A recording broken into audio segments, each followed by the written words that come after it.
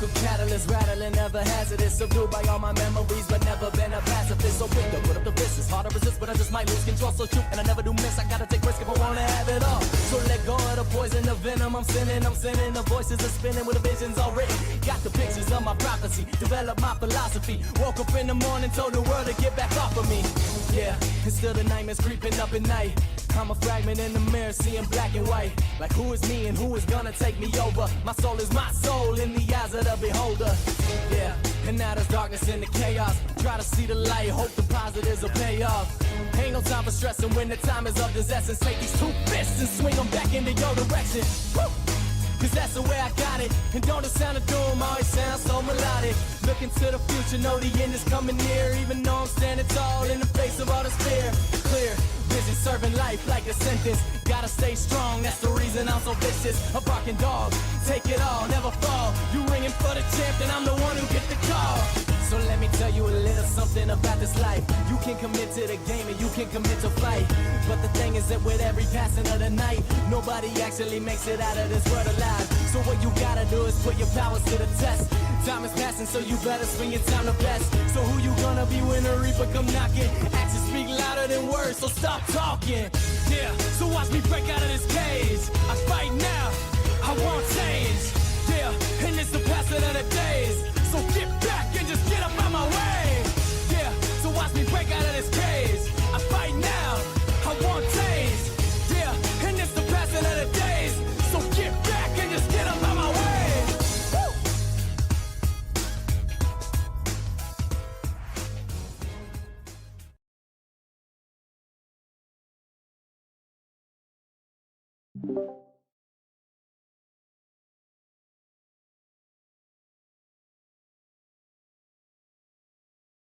Good evening, everyone, and welcome to the Georgia Street Fighter 5 Scene Community Podcast Discussion Group.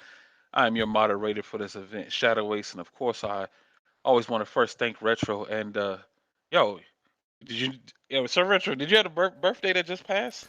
Yep. If I'm not mistaken. Yes, sir. Yesterday Yo, was my birthday. happy belated, happy belated Appreciate it. birthday to SirRetro. Okay, that's what's up, man. You feeling 10 years younger, man, or you feeling 10 years older? How you feel? Well, considering my neck and my back have been kind of aching for the past few days or so, I think I'm Uh-oh. feeling a lot older. You feeling seasoned? You feeling a bit seasoned? Oh yeah, for sure. Hey, man, it's the spice of life, man. But hmm yeah, happy birthday on that. Appreciate it. Um, but dude, definitely thank you for agreeing to host this discussion, man. We have a special guest with us today. Of course, we'll throw in the intro into the hat. Um, but the reason I have assembled you all here this evening, get your views and opinions on the Street Fighter Five Georgia scene, Street Fighter Five in general, and the FGC meta in general too, as well. So I'm excited to see what our players here think about things and what their thoughts and opinions on this, that, and the third. And we're gonna dive right and tackle into it, man. The game has been out for about 7 years by now, and that's quite a long time before the next installment drops, man. We still don't have an ETA or a date. There's a lot of theories and things that are going on in the air on when Street Fighter Six is gonna drop. Some say winter 2023. Some say summer 2023. So it's up in the air. Once they get an official date, I think that'll be maybe when things slow down. I don't know. We'll see. But each of you guys, you may hold different views towards the game and the community in general. And this particular platform is an opportunity to express yourself in a constructive manner. I'll start off first by introducing our panel for this evening. I'll go first. My name is ShadowAce. I am an ed player, commentator, podcaster now, and just all around FGC veteran, man. Been playing since Vanilla Street Fighter 4, so that's over 10 years. Already got the grade coming in, so that's a quite. When I look back on it, that's quite a long journey, from coming through from those days to pressing buttons. Some people haven't aged. Some people still look like they got the fountain of youth. Nice one. So shout outs to you for me for playing for that long. I tell you that man don't age, but True, um, true. let me go for you for retro. Yeah, talk to the good people. So, For those who do not know, and those who want to know, know once again, I am SirRetro. I am one of the editors, producers of the podcast. I'm from the Macon, Georgia area. I run the tournaments in Middle Georgia, primarily the Reboot Retrocade gaming series, and work alongside the esports team Swag Out Nerds as well, to basically provide a gaming community, a stable and a welcoming gaming community in our area. We do all types of games from classics to obviously moderns and everything like that. Been around. I said I turned 32 yesterday. I'm starting to lose track now of time. So it's Oh been at no. least 5 years, at least within the FTC, like very active within the community.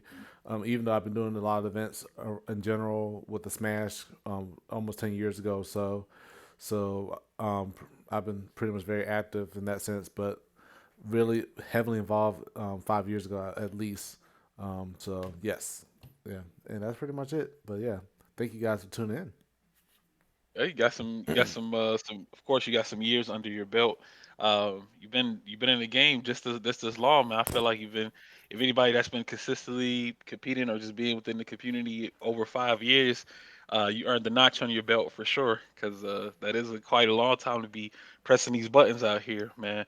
But speaking of buttons, man, we got Milo Mads joining us this evening. Yo, yo. Milo Mads, what is going on, my guy? How are you? I don't know. On a beautiful Sunday afternoon. Like it's after 6. Yeah, I'm doing well. Okay. Okay. Talk to the good people, man. Introduce yourself. Let the world know who you are. All right, MiloMadds, um, that's Georgia. Um, always dragging in given. Outside of that, oh yeah, dragon. But, I started live. For that, I was like or Call of Duty. Um, yeah, Oh, and I'm sorry. I'm sorry. I don't mean to cut you off. You kind of cutting up on my end. Do you hear him? Is he coming in clear on you? Retro. I hear every bits and pieces of it. Okay. oh, It's kind of is it yeah. still It's going kind of in out cutting out. still? Yeah, you kind of in Okay. It and out. sounds better. Say something. No. Say it. Uh oh. Say it again. Uh oh. Testing. Did we lose? Oh, Uh oh. let me drop off and okay. Okay. Yeah. Rejoin. Okay. Cool. Cool. All Cool. right then. All right. We'll wait. Well, yeah. We'll just wait on Miles.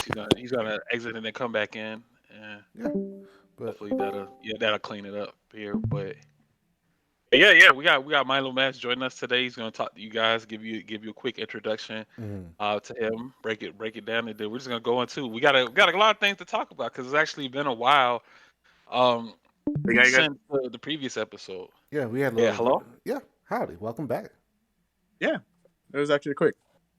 All right. Yeah, you back, yo. Yeah, you coming in clear, yo. You coming in clear. All right, talk to the good people. Yeah. So as I was saying, some people say that I'm the king of Georgia. Also the American ambassador for Jamaica esports. Mm. So my whole journey kind of started off with Street Fighter Five. Just trying to spread the good word for Jamaica esports and try to big them up as much as possible. Just show some exposure towards that scene and stuff, and also try to make a name for myself, not only in Georgia but I guess on the southeast side of things. Okay. All right. So, thank you all for joining us today for this ninth episode. And Sir Retro, last time we had me and you just hold it down for episode 8.5. We gave our recaps on local state events Hmm. and just talk a little bit about what was going on in those events and discuss some tournament organizer meta in general. Right, So if you right. guys missed out on that broadcast, you can please go back and check with that episode on Reboot Retro Gaming Arcade. Excuse me, Reboot Retrocade Gaming's YouTube channel. Hmm. It'll have a playlist of all the episodes in there. So if you need to get brought up to speed on what the thoughts are within the Georgia FGC community for Street Fighter Five, talk to you go through all of that. You can see who the guests are on the episodes and give you a good listen. If you're working out or doing whatever errands you need to do, or you could do it for the car ride.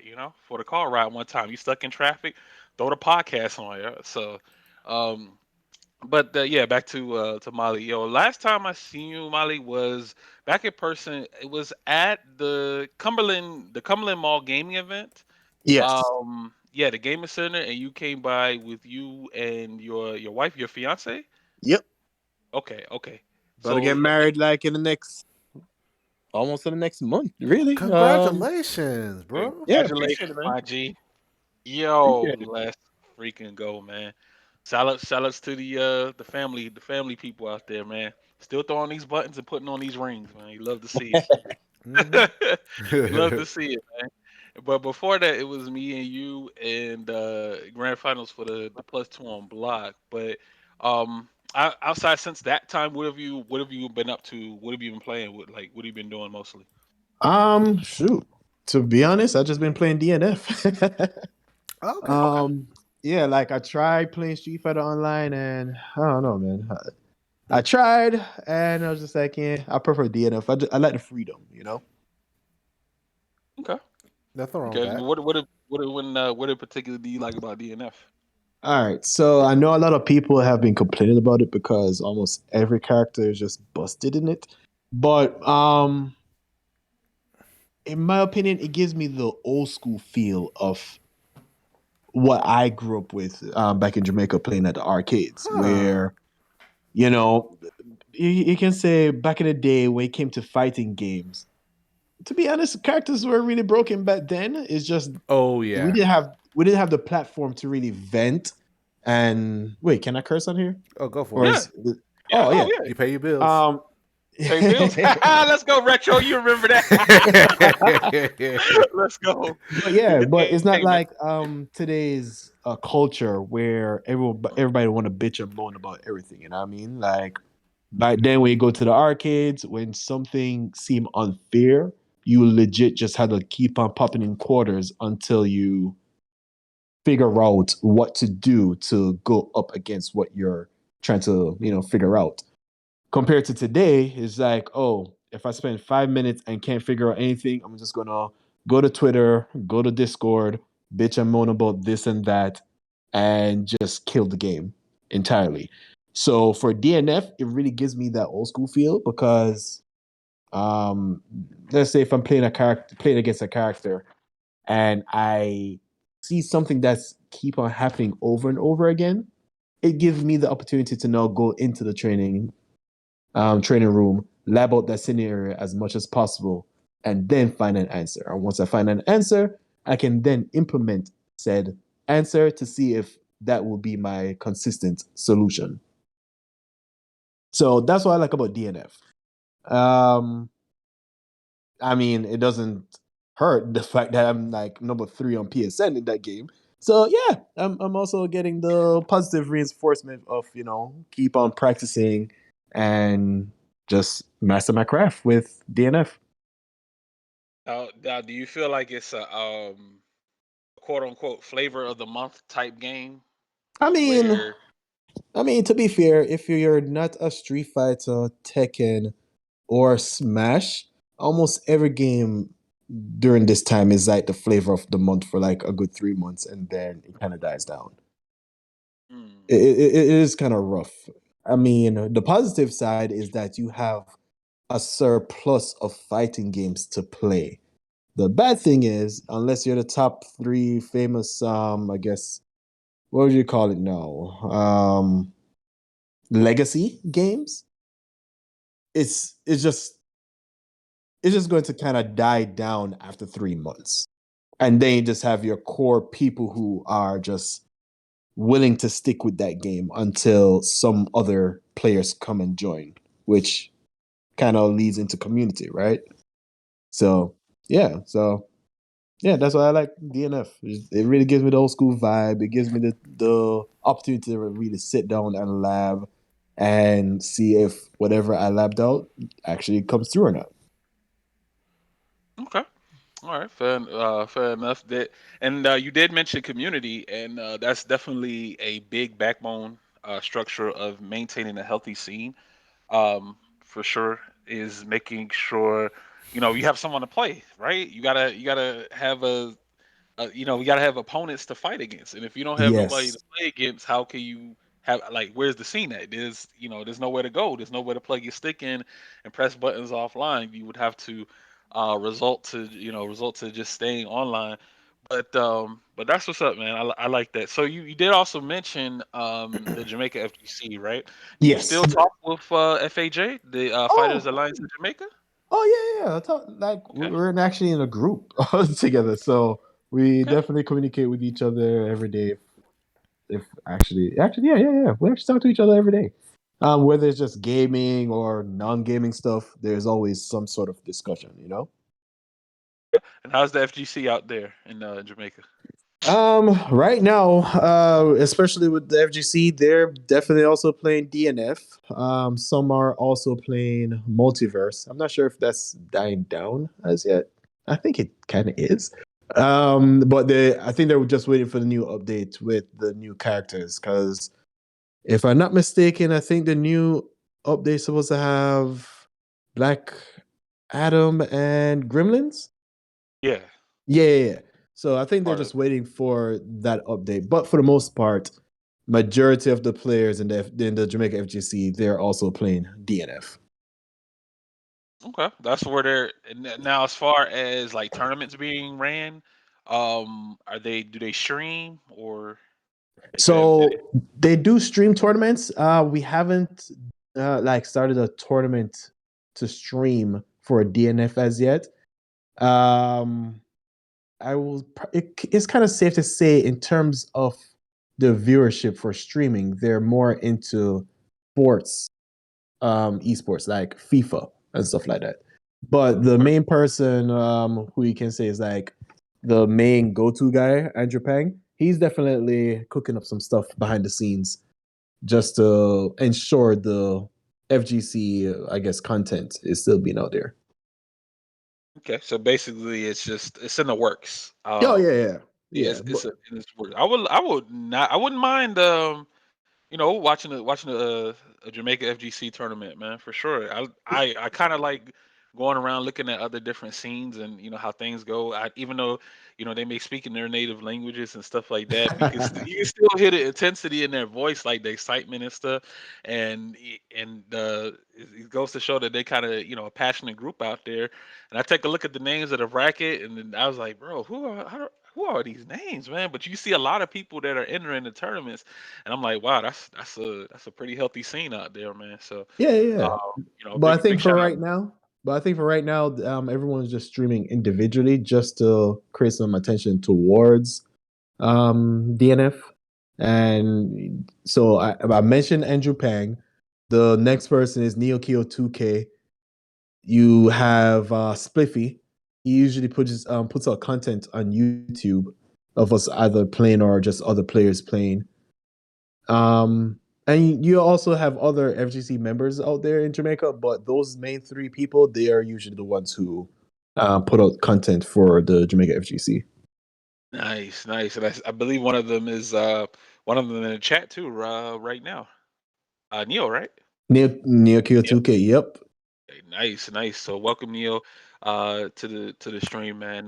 Definitely would love to see some content, some Jamaica FGC content out there, for sure. So just keep up the grind. Milo said there's something going, there's something in the works, there's something stewing in the background. So I'm just gonna be in a wait and see process to see how that works out.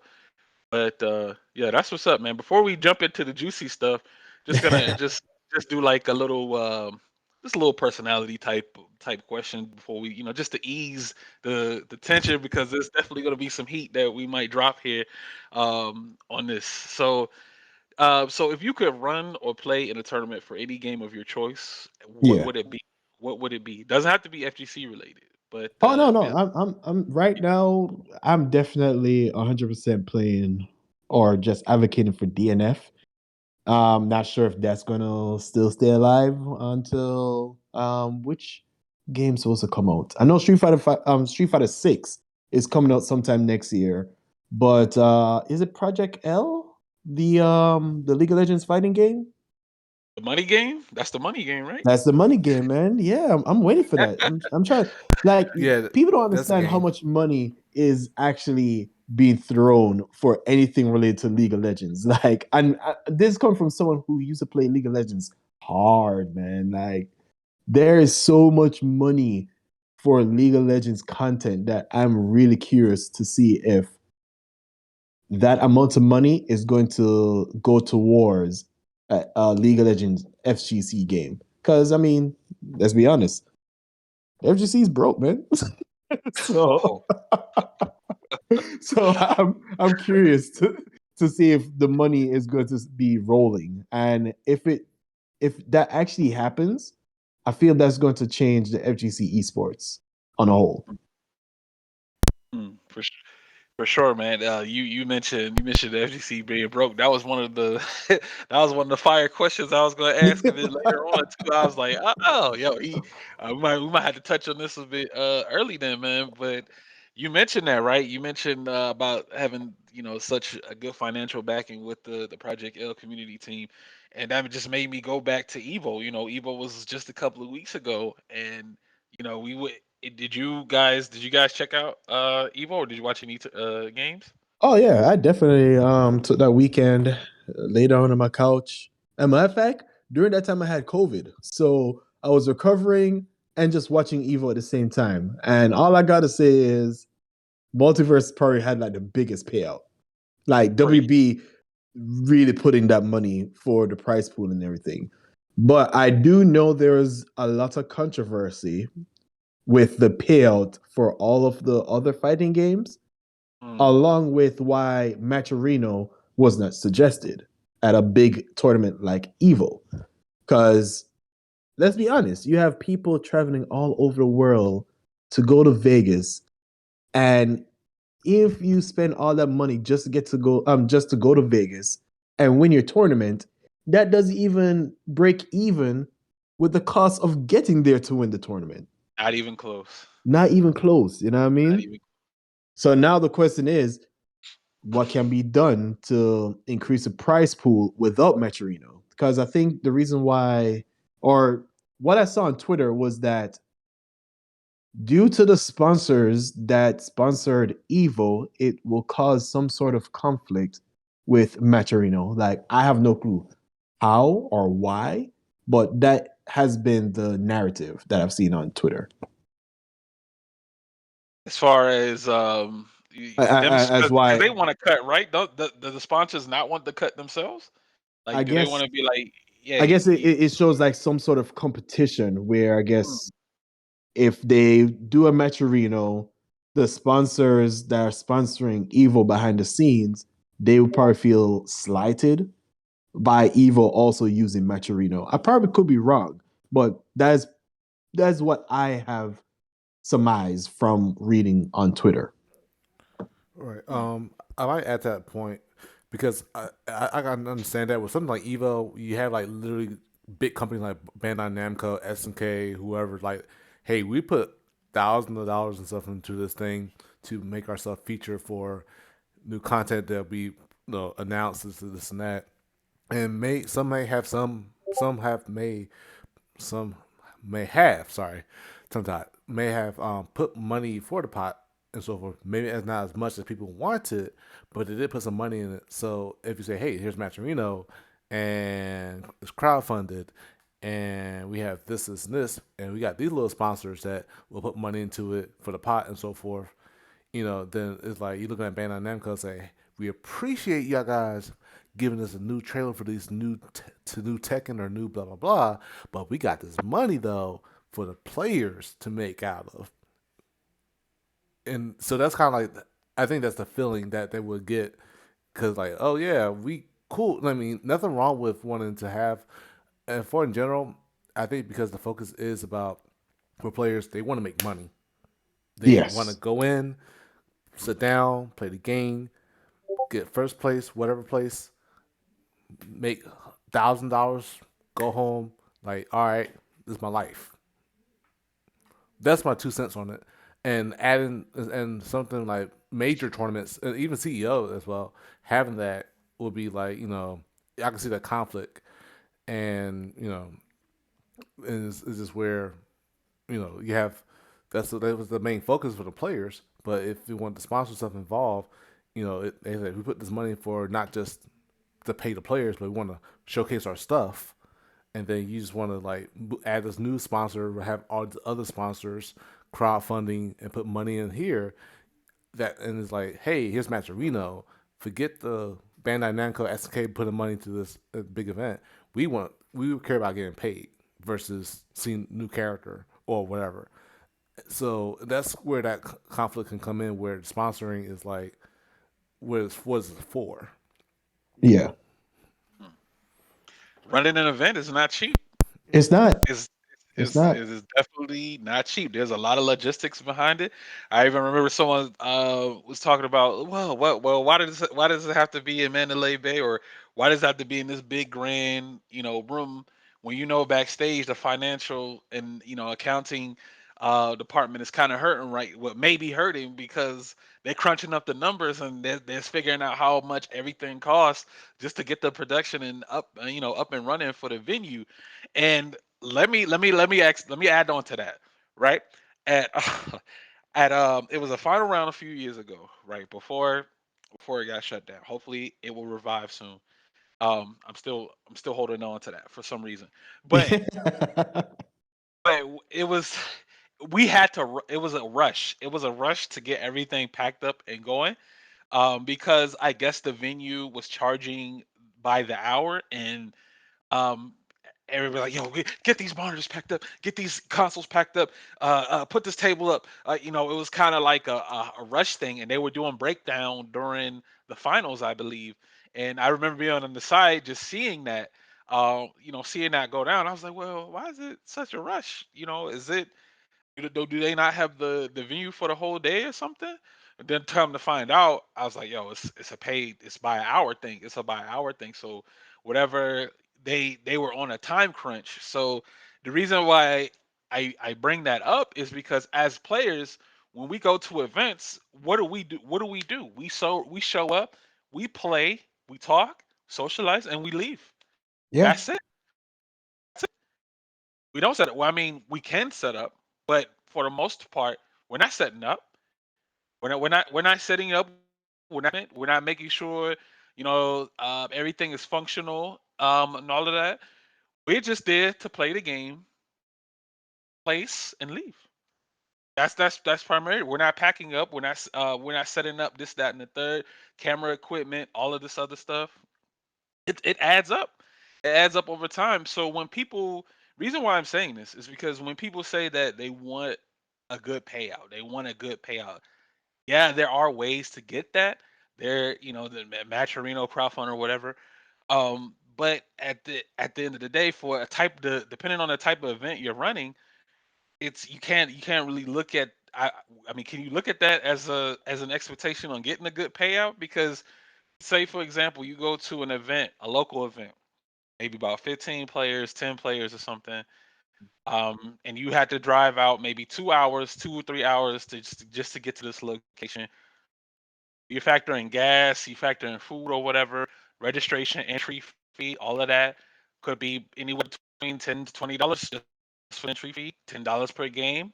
Your trip is going to add up over time. You win the tournament, you may get top three or something, and you looked at your pay, it's like, well, darn, I just literally just got my entry fee back, or darn, I just got my gas money back.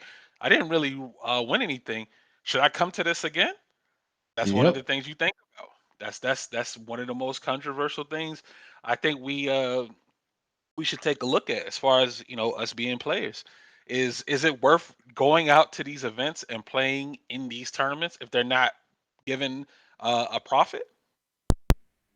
So I've always grew up with the mindset that time equals money, right? So with the amount of time that you're putting into practicing, playing, now driving to the tournaments and stuff like that, and you just mentioned gas, and you're right, all that actually adds up.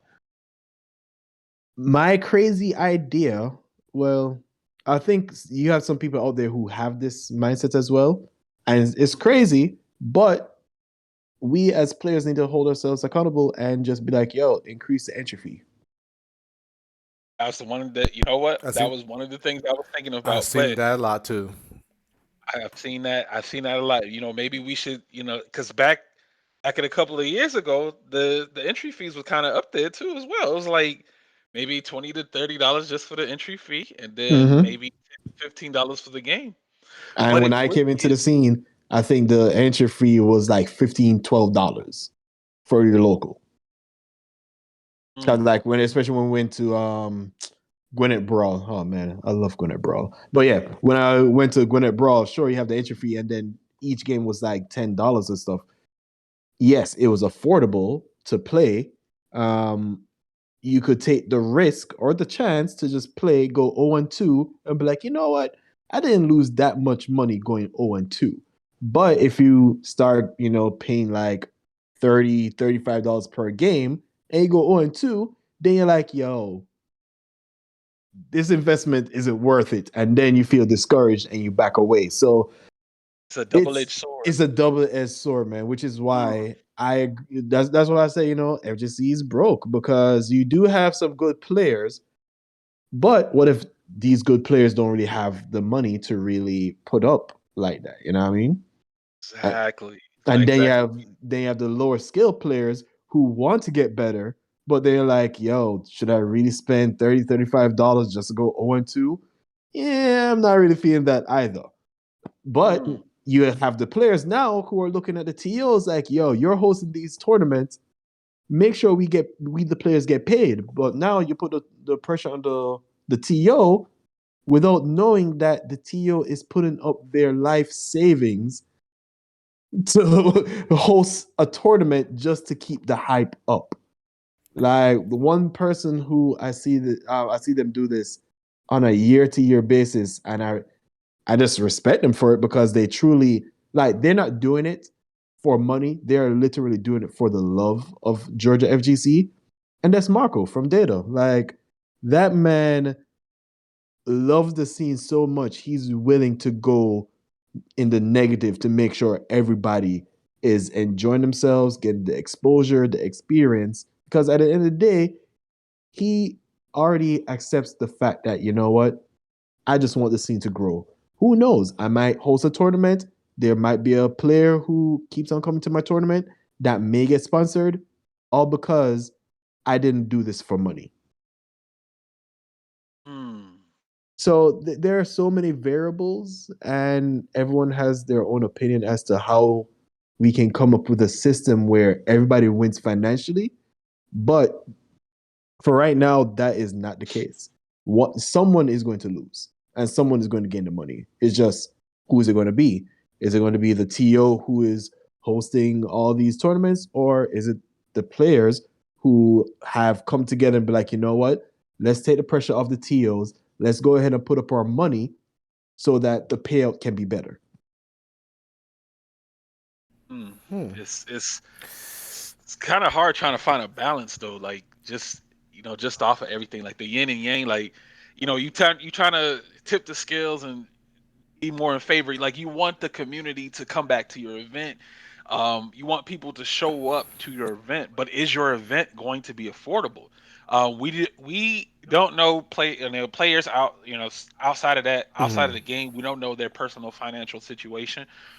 So it's like, well, do I go to this tournament or do I pay my bill, my phone bill that I need to keep my phone on to wait for a job to call me back for an interview? Do I need to do I go to this tournament or do I need to keep gas in my car so I can make it to next week so I can get my paycheck? Do I go to this tournament or do I need to use this money to get groceries for the week before my paycheck comes? So Yep. there's a lot of factors that go into that as far as what is the like how how can you how can we find a middle ground? Like in the chat, I believe Warden Ascent mentioned about like reaching out to companies for grants and scholarships and sponsors. Getting companies to sponsor this FGC content, but what are they going to get out of it besides exposure to their brand? And if that is the case, who is going to take that step to do something like that? What TL is going to try to meet with this company to see about making sure players are getting paid properly. Because if players are feeling like their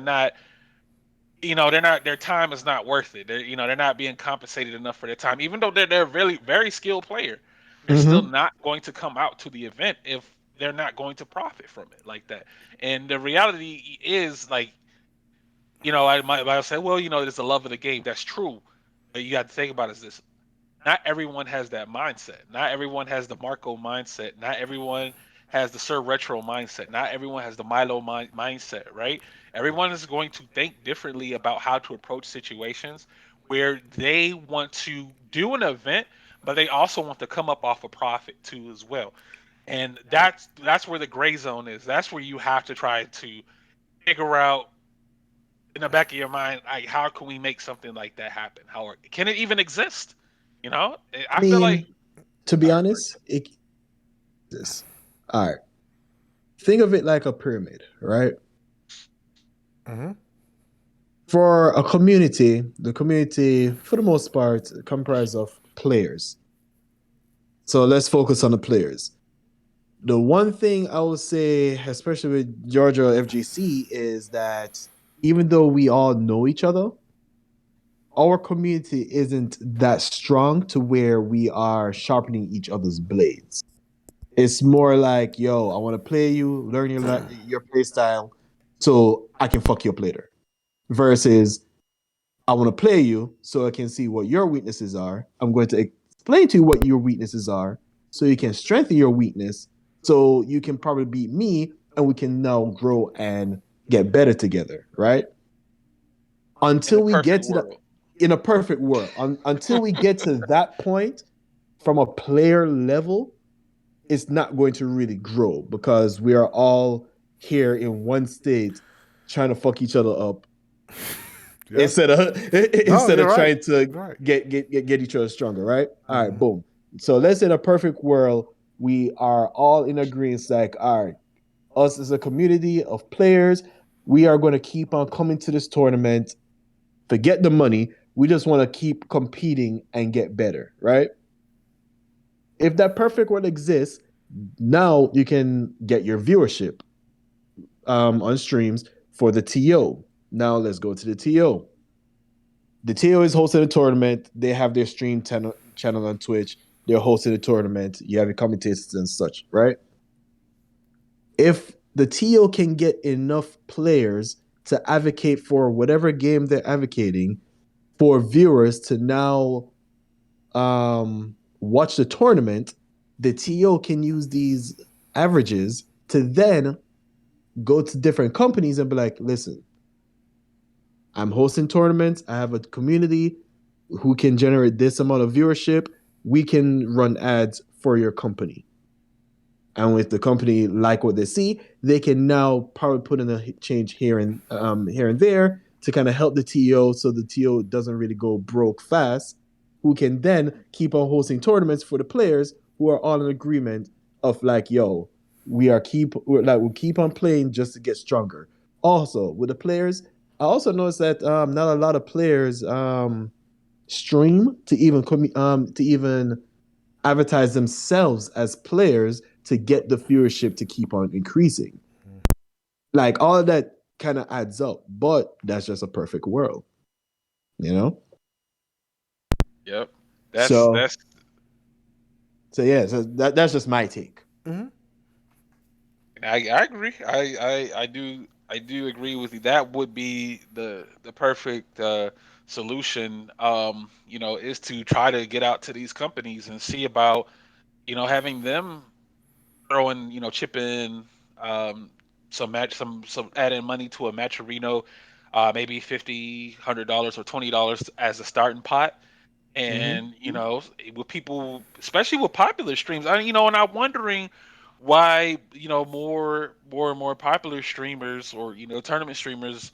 I mean, they some of them go that route, but I'm wondering those were like really good numbers, high viewership numbers, like they're not going that route. Like if you have a tournament with the 3K people watching, let's and there's a Matcherino available for it. There's no reason why the Matcherino itself can't reach 200 when you got all these people watching.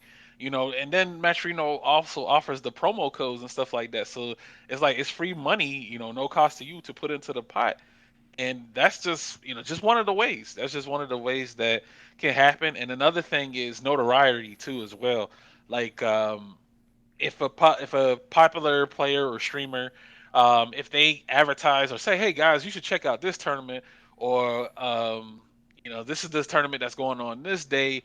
Give it some attention, stuff like that. It's a hard grind. It is a hard grind for TOs because honestly, I think like a majority of the TOs out there are hurting. I No, for think sure. yeah, they hurting, man. They're those the funds that they have aside for like maybe some personal projects and stuff like that. They have to use it to make sure these events are running as smooth as possible. They have to use those funds for that, or maybe like dip into like a personal account or something like that, just to make sure the tournament runs smooth. Like Hmm. it's stressful, man. Like um it, I can't really think of a TO that came out positive. Came out like they had a good profit for it, and even if someone tried to do that, they didn't last long. They just maybe thought they tried to run tournaments. Hopefully they could get a good payout or whatever, notarize their brand or something, get their brand recognized, and it didn't work out for them, so they kind of just disappeared and went on to another Oh, financial venue. baby. I Oh, can tell you. oh my God! I Talk have. to me, Retro. Talk to me. I'm sorry. Let's Literally. go. Here's the thing. You know what? Since I'm gonna leave this out in the open, this is real. I could. Okay. Let me see. In the funny. That's weird. In the 5 years we started doing tournaments, we literally went through five different people or corporations or whatever that had that Mm, same idea.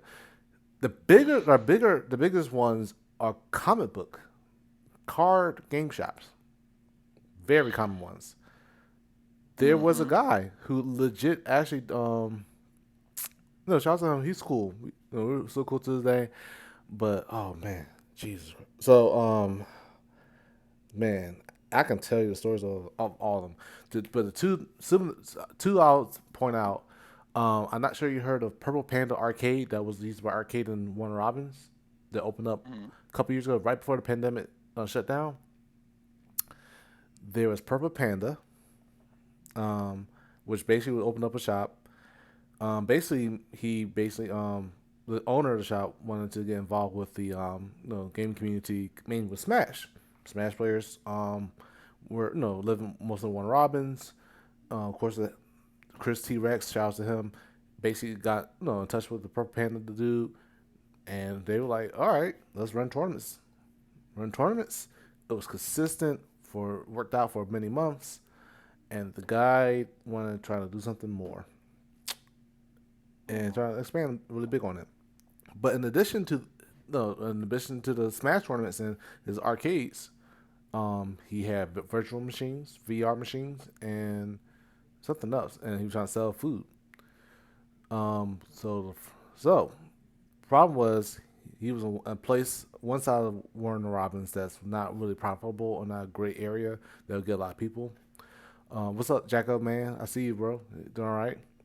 And thank you, Chris. FT Chris, I appreciate you guys. But yeah. So the guy had moved to the mall and Warner Robins. The thing is, it costs to run stuff at the mall way more money, and then all the equipment he has with the VR machines and those arcades, and there's like the later modern arcades and stuff, ran so much money. For me, I kind of pretty much help push the Smash community to go there, so they when they run tournaments, they have a consistent support in the people there, and it was supposedly doing well. But at one point, we got together, we tried to do a big tournament in the Warner Robins Air Force Base, and that was one of the biggest failures I personally would experience dealing with. Part of it was my fault too. I'll take that, but it was heavily on that person. Well, Purple Panda lost so much money to the point where they shut down Mm. not too long ago, Oh near the man. end of 2019, and it just yeah. So not sure what happened, but at the same time, another guy in our scene in Middle Georgia tried to take over and do tournaments, and while no, while we're doing reboot at the same time, that happened where I was like trying to get people to come down for Street Fighter, and like, hey, come out, support this guy. Fortunately, it was in the previous place where we had tournaments that wasn't well received, and people had no was iffy about his reputation, so they didn't really come out for it, and it led to that guy was like, and because at one point we literally was watching a major tournament, and he was like, I want, because we was in the basement. This is the best part. We were in the basement. He looked at the major tournament. I think it was Dreamhack, or something like that. And he was like, I want to be there. That's where I want to be. In my head, I was like, this is, hey, trying to pursue the type of life, trying to become from the basement to an arena. That's a huge gap. There's a lot you have to Sheesh, man. be understandable. But the numbers kept dying on his end, and as you know, he was like, "I'm tired. I'm tired of this. I'm done. I'm gonna do Call of Duty mobile game tournaments." Moved on. Try to find another avenue Yeah, to see. yeah. And and over the years, plenty. I've seen plenty of tos come open it. It was a revolving door. They come in, they come out. It's just they try to dip their toes into some FGC stuff, and it's a rough journey. Um, Even as the venue that can I think of it? I can't think of the name of it, but I know it was in Mm-hmm. North Decatur Mall. They opened the gaming center, right? It lasted for about a good 2 years, about a good 2 years or so. Mm-hmm. Mm-hmm. They tried to, they did it as they didn't specifically just do fighting games. They did like other little events and Right, things of that right. nature. But when they tried to do the FGC stuff, people weren't coming out for it. So Mm. and eventually, then the pandemic kind of shut things down too as well. Since that first year of the pandemic, there was a lot of uncertainty and Mm-hmm. people were taking precautions and stuff like that. So eventually, the business had shut down. So unfortunate that did happen. But during trying to get people to come to the events was just it was hard for them. It was hard for them since they didn't really know the FGC too as well. They just kind of relied on social media. Hey, Mm-hmm. there's this tournament open there. Hopefully somebody will come through, and hopefully somebody can spread the word and stuff like that. So yeah, so the point being is that Mm-hmm. for TOs, man, it's a lot of work. Man. It's a lot of work. A lot of people say, well, it's just a hobby. It's just a video game. You don't have to do it. You don't have to do this, stuff like that. But when you invested so much time and energy into a project, you just want to at least try to see the fruits of your labor grow, right? Mm-hmm. Yep. And that's it's not for everybody. I think that's one of the main things people realize is that not everybody will find success in doing this. If their heart is in the right place and if they're really motivated to do something, then they'll see a better return on investment as far as growth. But if you're entering this as, hey man, I'm gonna run these tournaments. I got this brand new venue. I got this state of the art Oh my monitors. gosh. I'm throwing in everything into the pot.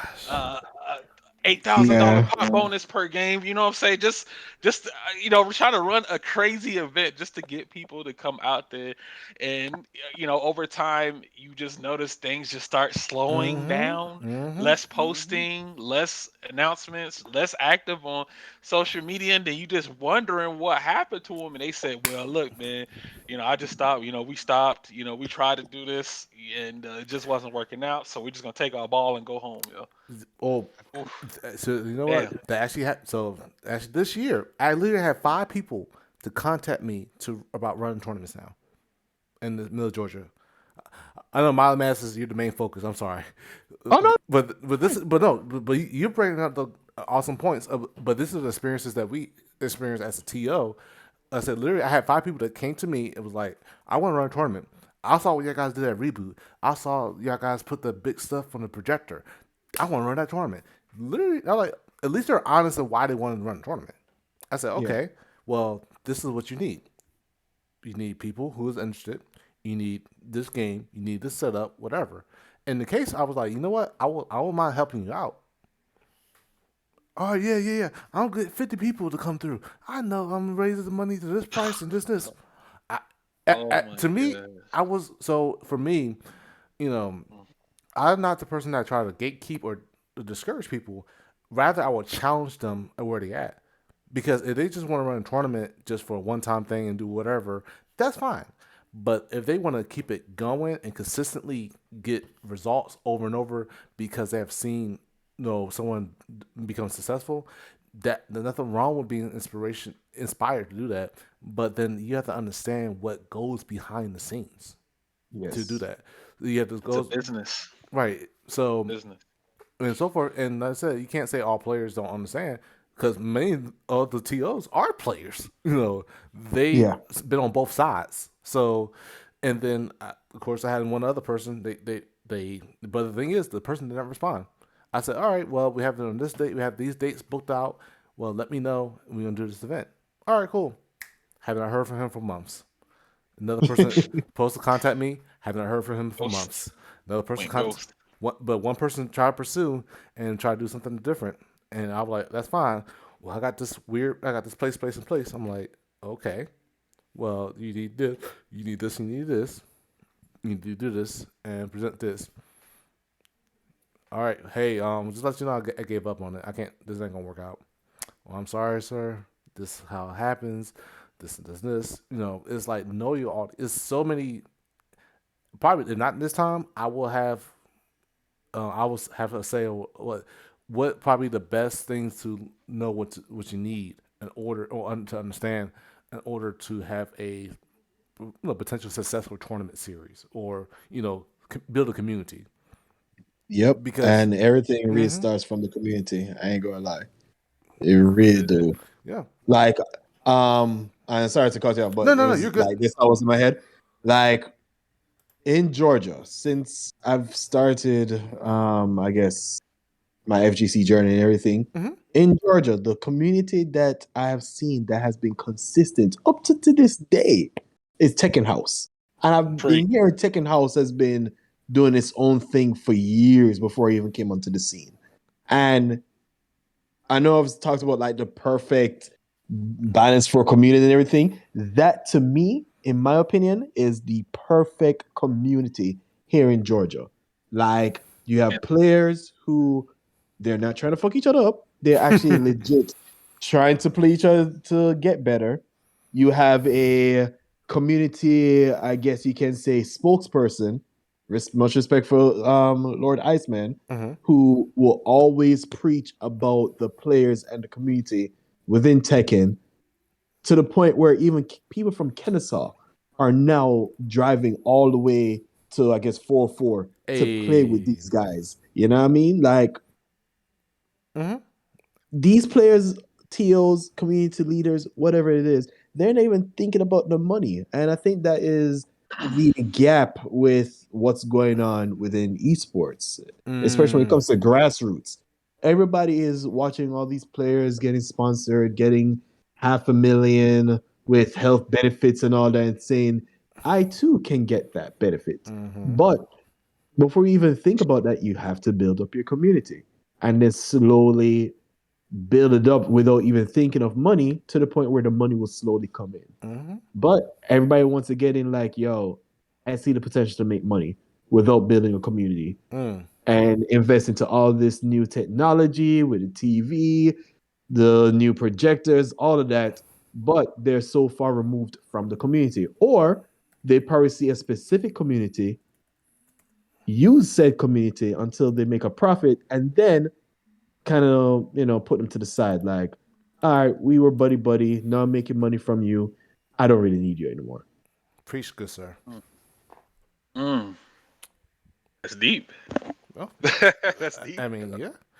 It's the sad part about it. It's a simple thing, and as much as deep it is, you know. Yeah. So again, just keep on reiterating, like hmm until players, because again, everything starts from the players. Like TOs can come in, try to open a shop, hoping to make money. Investors can probably see the potential, invest money, but it still start with the players until all the players for a specific game come together and agree. Like, listen, we're not in this for the money. We know money can be displayed later on, but right now we just need to focus on building a community around the game and try to get people to also be interested in the game.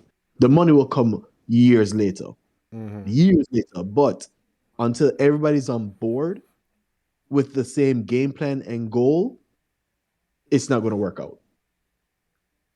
Right. Community. The key word is unity. With one. Yep. And then outside of the US, the community that I've seen that have done well is DR. Like, Dude. DR, like legit. Man. It started with one player. I forgot his name. The Vega player. I think he is actually a doctor or something like that. I forgot his name. But it legit started with him because I think he is also the TO for their tournaments as well. And he kind of came onto the scene, if I'm not mistaken, with Street Fighter 4. But the whole community is like, yo, this is our lead person in building our relation to the US community until another person can get involved. And then, years later, Menardi came onto the scene thanks to Nokodu. Menardi wiped everybody, won Capcom Cup, and then built back his community to the point where you see like 5-6 of them travel deep and whooping everybody's ass. Kaba, and it's not Hermes, yeah, Kaba, Hermes, all of them just came to the States and just start wiping people. And the thing that I liked about that DR community, you have multiple games that they could play, but they are legit like, listen, we're focusing on one game only. If you're good at another game, fine, but this is the main game that we're going to work hard at. We're going to try to travel, get some money, and then once we feel comfortable, we can probably branch out into other games. Because look at Menardi. Menardi was playing Street Fighter 5 for the longest, and then was like, you know what? I think I'm at a good point now. I can play Strive. But it starts with the whole community having the same common goal. Stick to one game. Let all of us get this money from going to the States, and then we can branch off later on. But it's going to be a very slow process. No one has patience for that. One has patience for that. Patience and time, right? Yep. That made me think, yo. Remember I don't had a tweet, make that tweet says, is US the worst region in Street Fighter 5? You know, that's kind of it is. It is. Because all right, look at this. Talk to him. Look at this. You have Idom, who is a top player, right? Questioning the other US players if they're the best player. And if they're the worst region, I should say. Oh Lord. And the thing about it is, first of all, that's a red flag. You have your number one US player saying his own country is not the best. All right. That's a bad sign. That's a bad sign, right? They have your second red flag. You have Punk, who is a very good player, but he's not really interested in building a community. He's interested in telling like, yo, you trash.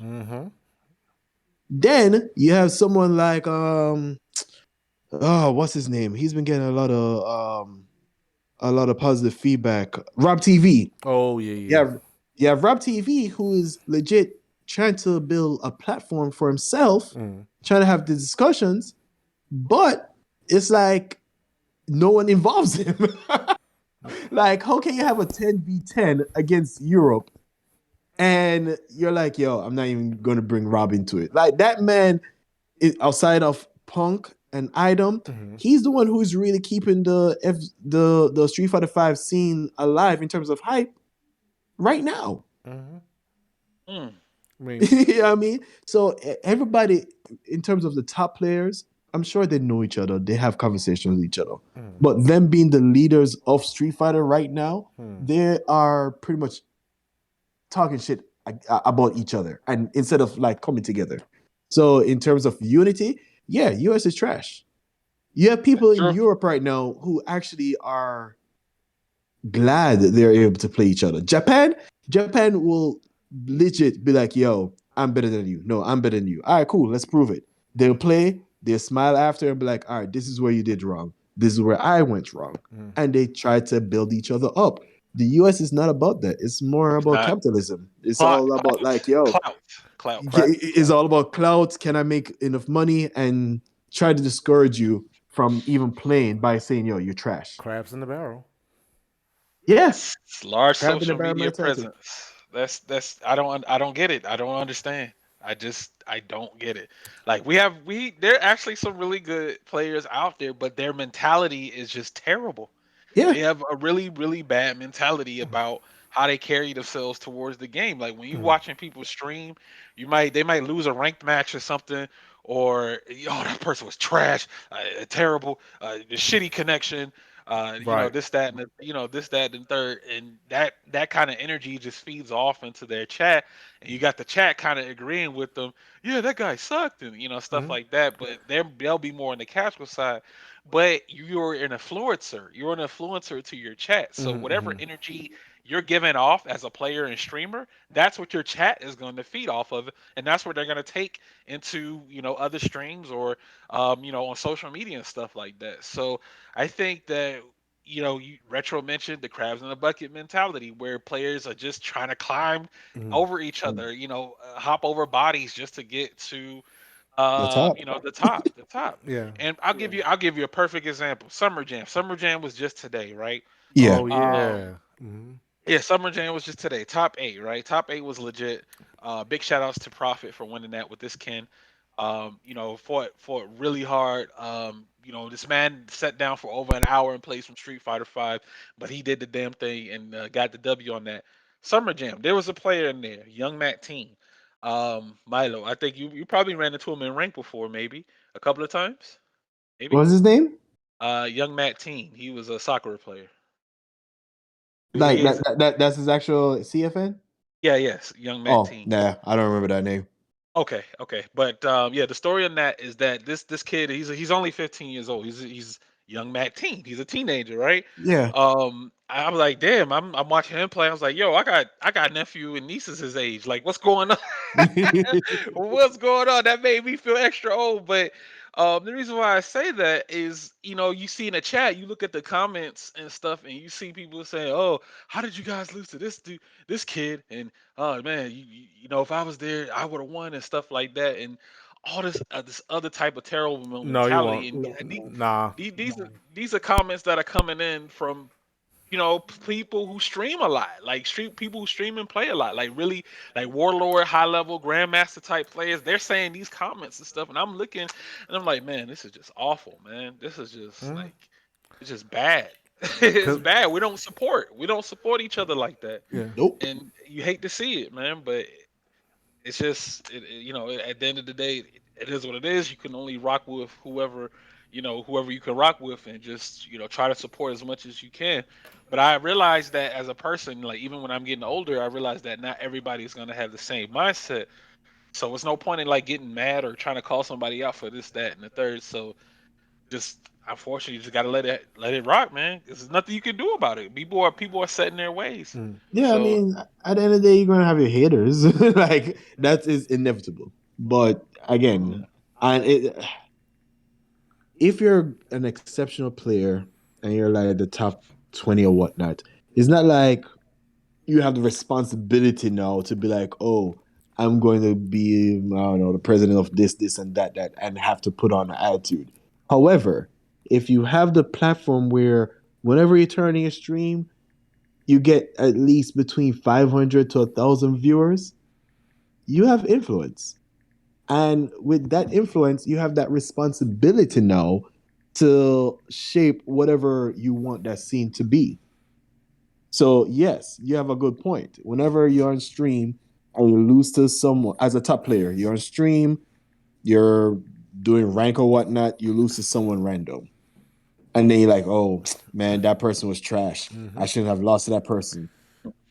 All your majority of your viewers are now paying attention to how you're talking, how you're acting, and they're repeating the same thing. So I'm not saying, you need to be perfect, but at the same time, you have to also understand what you're putting out there is going to influence a lot of viewers who are also players who are going to take on this type of personality now. Yeah. Because the great has been talking like they're cocky and everything. And if I want to be a great as well, I need to take on that same persona. Yeah.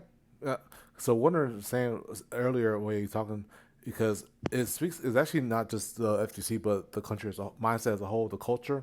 Yeah, we adopted that culture of how we view competition. That we always have to be better than someone. We always have to make it be successful a certain way over someone, rather than, hey man, you know what? I got my cake. I want you to sure you have your cake too, or whatever. It's never been like that, And for like art and and the thing is, I would say for why I try to speak in my community with Reboot, especially when we train, I can beat somebody 40-1, and the thing is, my idea is I want to say, hey, are you seeing what you're doing that's not wrong? If not, then let me show you. And then in addition, I save the match and I will give it to that person and say, please watch their matches and see how well you do, and see what you're doing right, what you're doing wrong. Also, I watch it, but I also do it myself. Even if I win, I'm like, what could have been done better? That's so funny you mentioned that. Go ahead. When I just started Street Fighter 5, sure, I had my Jamaican community that was playing in terms of trying to get better, but I never started really getting better for real, until Joel invited me to his group to train. And what you're talking about is exactly how we train. Like, we have a rotation. We will break down our matches. We'll actually have a sit-down conversation as to what is going on. And yeah, man, like, we as a community need more of that, So because of Joel, Pierre, who people know as Shin Phoenix, Cardell, Rashid. I think Rashid goes by Shincure. Like, those 4 people. Once I started training with them and they have that community mindset, like, that was my community. Them 4 players really, like, drug me through hell for me to get better. I'm forever grateful for them for that. Not to say, Jamaica FC didn't make me get better as well. Right. But I had several communities that will help me based off me just playing them, learning their play style, just so that I can think about the possibilities that I need to prepare myself when I am fighting outside of my community. So it was much more analytical as far as just for sure, observing data, knowledge, and stuff like that. Like breaking down exactly what you should do in a situation, how you should react in this situation, and just practicing and studying from there. Hell yeah, Now, because I can't remember, like, one time, I don't remember which tournament it was, but Shin Phoenix, like, while I was playing, Shin Phoenix, he didn't even know me at this time. He was just seeing that, yo, I'm actually getting better. This is like the beginning of Street Fighter 5, right? And this man legit just walked up to me and be like, hey man, like, if you see someone new to jumping, you play Ken, man. Just dragon. I never really thought about that. But the moment he actually gave me that criticism, and I didn't take that, and that's another thing within the community. A lot of people don't know how to take criticism and reflect on it to work on it. Like, Shin Phoenix legit was like, yo, if someone neutral jump and they're at the range where you can do heavy dragon, let that shit rip. And before then, I will see people just neutral jump, and I'm like, okay, what am I supposed to do there? But ever since he told me that, I went home and just started practicing it. I'm like, oh, that's a possibility that I need to look out for. And then after that, every time someone neutral jump and it's at the perfect range, I'm dragoning. for sure. So yeah, that's another topic too. Like when it comes to criticism, no, not a lot of people like that criticism because they take that as, oh, you think you're better than me to give me an Cocky and advice. arrogant. Yes, Cocky and arrogance. you don't need that within a community as well. Mm. I and let me tack on to that because you mentioned that's the group that you were training with to, in addition to playing in Georgia tournaments to help you get stronger. And for what it's worth, we do have. I mean, we have a couple of good players who are playing outside of that circle. Um, and there's not that much. I would say, to be honest, there's not that much unity going on. Even through the earlier years of Street Fighter Five, and you can correct me if I'm wrong, but I felt like everyone was kind of divided. Everyone was divided as far as player knowledge. Like this particular person was a really strong player, but he never played with the group. He never played with your group or trained with your group, but he was a really good, strong player. I don't know if the invite went out for the player to go train, but at the same time, there wasn't a unified Georgia group, right? Oh, who's the player? Yeah. There was people who were just doing their own thing. They'll go out of state to tournaments and they may place well or may even win tournaments, but they don't train inside the state because for whatever reason, maybe personal, maybe they don't like this person, maybe that person don't like this person or something like that. But as far as coming together in like a huge group and just sharing tech and knowledge like that, it's not here. It's not here, yo. It's Mm-mm. definitely not here. I think there are like certain groups that do that, but as far as like a universal, sharing things and trying to grind and stuff like that, that's not happening here. Which No, is why that kind of segues back to the original question from what we were saying earlier about US being the worst region, from what IDOM had tweeted. Milo, you already said you agreed. Retro, do you feel that way? Yeah, to be honest, yeah, I'm not gonna. I wouldn't argue against. In terms of, like I said, what we talked about as far as the culture goes, yeah, I agree. Want me to give you an example? And this might be a spicy take, and I apologize. no, Um, call the name them, yo. No, Call the name them. Let want the drama. yeah. I mean, Want all the smoke. All right. So retro, you know how you guys run your events down there in Macon. You hold down the FGC. You guys have good events, right? mhm. How about this? Whoever wins those tournaments, or like most people say, oh, who won this tournament, or who won the tournament down there, right? Right. You'll say the name of the player. How did y'all let that particular player win, or how did y'all let that person win? I mean, I get that reaction. When I go to playing events, I know damn well I hear that from behind the scenes. I hear that constantly. Right. So I'm used to it. I just sit there and laugh. I say, okay, that's fine.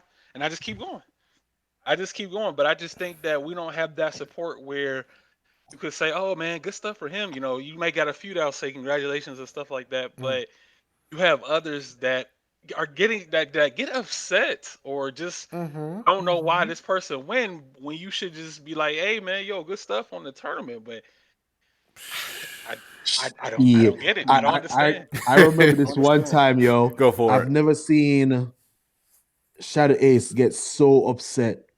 When I said this man was heated, this man was heated. It was a Gwinnett Brawl match between him and Ice Effect. Oh Lord. And everybody's like, yo, Shadow Ace beat Ice Effect? How? Man, Ice Effect suck. I will Oh. never forget that shit. And when I said this man got so heated, like this man's like, yo, fuck it, who won a money match? And Pochop was like, yo, I'm winning the money match. And Shadow Ace fucked up Pochop. Yo, like shit like that, it's like it can be negative because everyone is putting that negative energy towards Shadow. It's like, yo, he's not that good, blah blah blah. But you know, as It comes with the much as I'm, territory. yeah, it comes with the territory, right? But funny enough, that mentality though kind of pushed Shadow Ace to get better because it's to the point where now it's like, oh, yo, you can't really fuck with Shadow Ace. Like Shadow Ace fuck you up if you give him a chance. You know what I mean? But in the beginning, I've seen Shadow Ace slowly just get angry and angry to the point where it's just like, yo, enough is enough.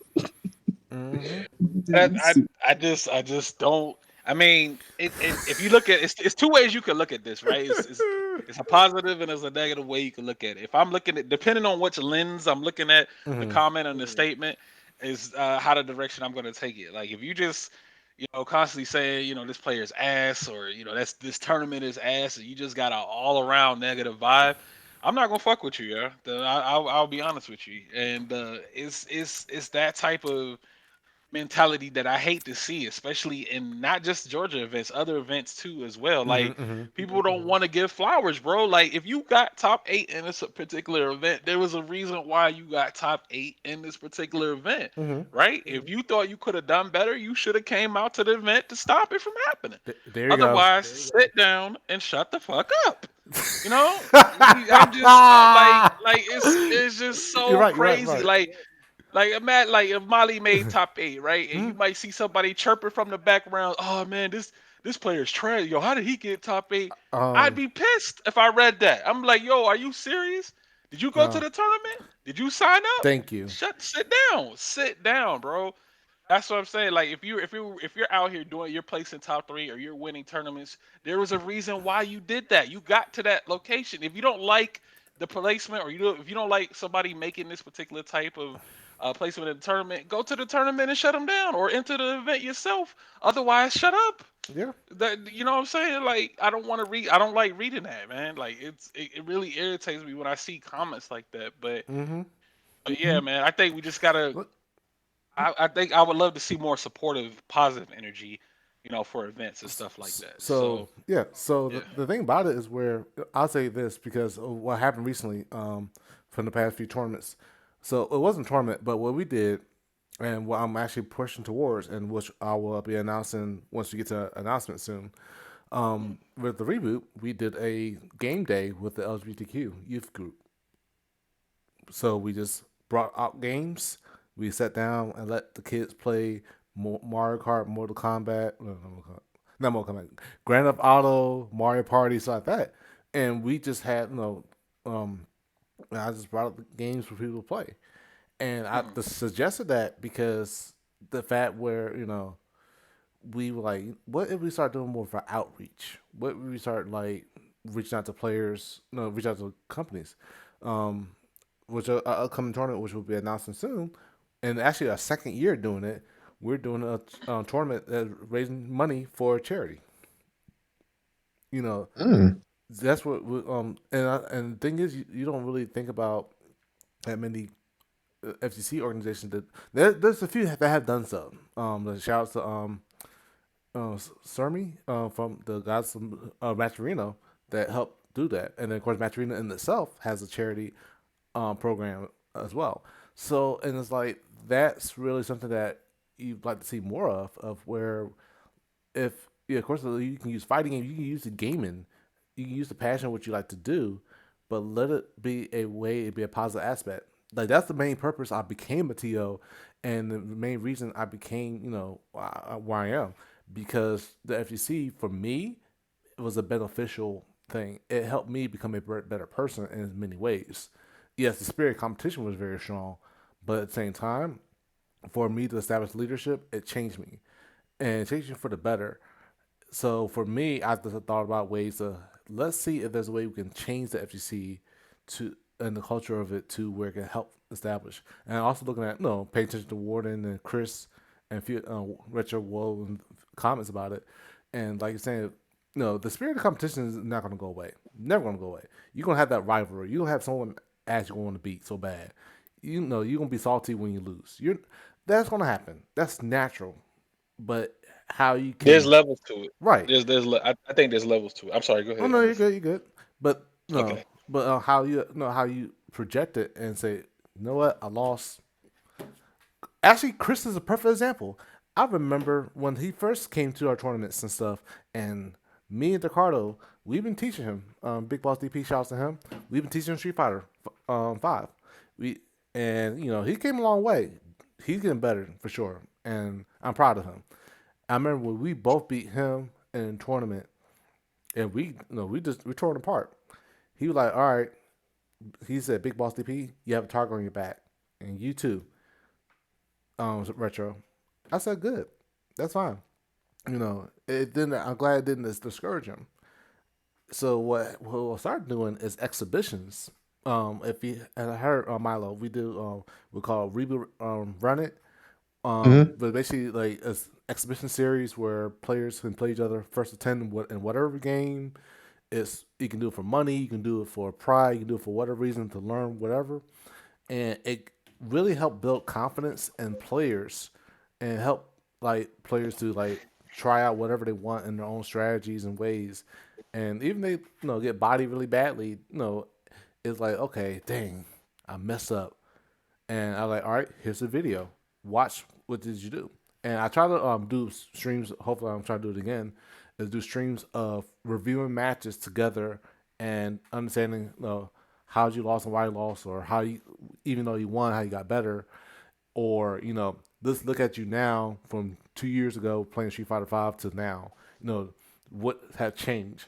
So I help try to focus on the progression of the community and the competition of it versus saying, okay, this person beat your behind, beat your ass. All right, dang, you trashed it, bruh. Why you didn't DP, bruh? Why, homie? Why you didn't like counter this? The V reversal was this. This is -4. What's wrong? You what? No, it's basically learning. Me being a tutor, as in school and stuff like that, and helping kids be educated. It Yeah. I found way I use that way to kind of bring to the FGC to educate players and help the culture. Looking at Japan, like I said, in comparison to other regions like Europe, Japan, Pakistan, especially like specifically as a country, the Dominican Republic, as you brought up, how they train, how they like teach players and bring them up in many ways. And looking at their culture of training, I'm trying to bring that over to our FGC. So, Okay. Yeah, that's again.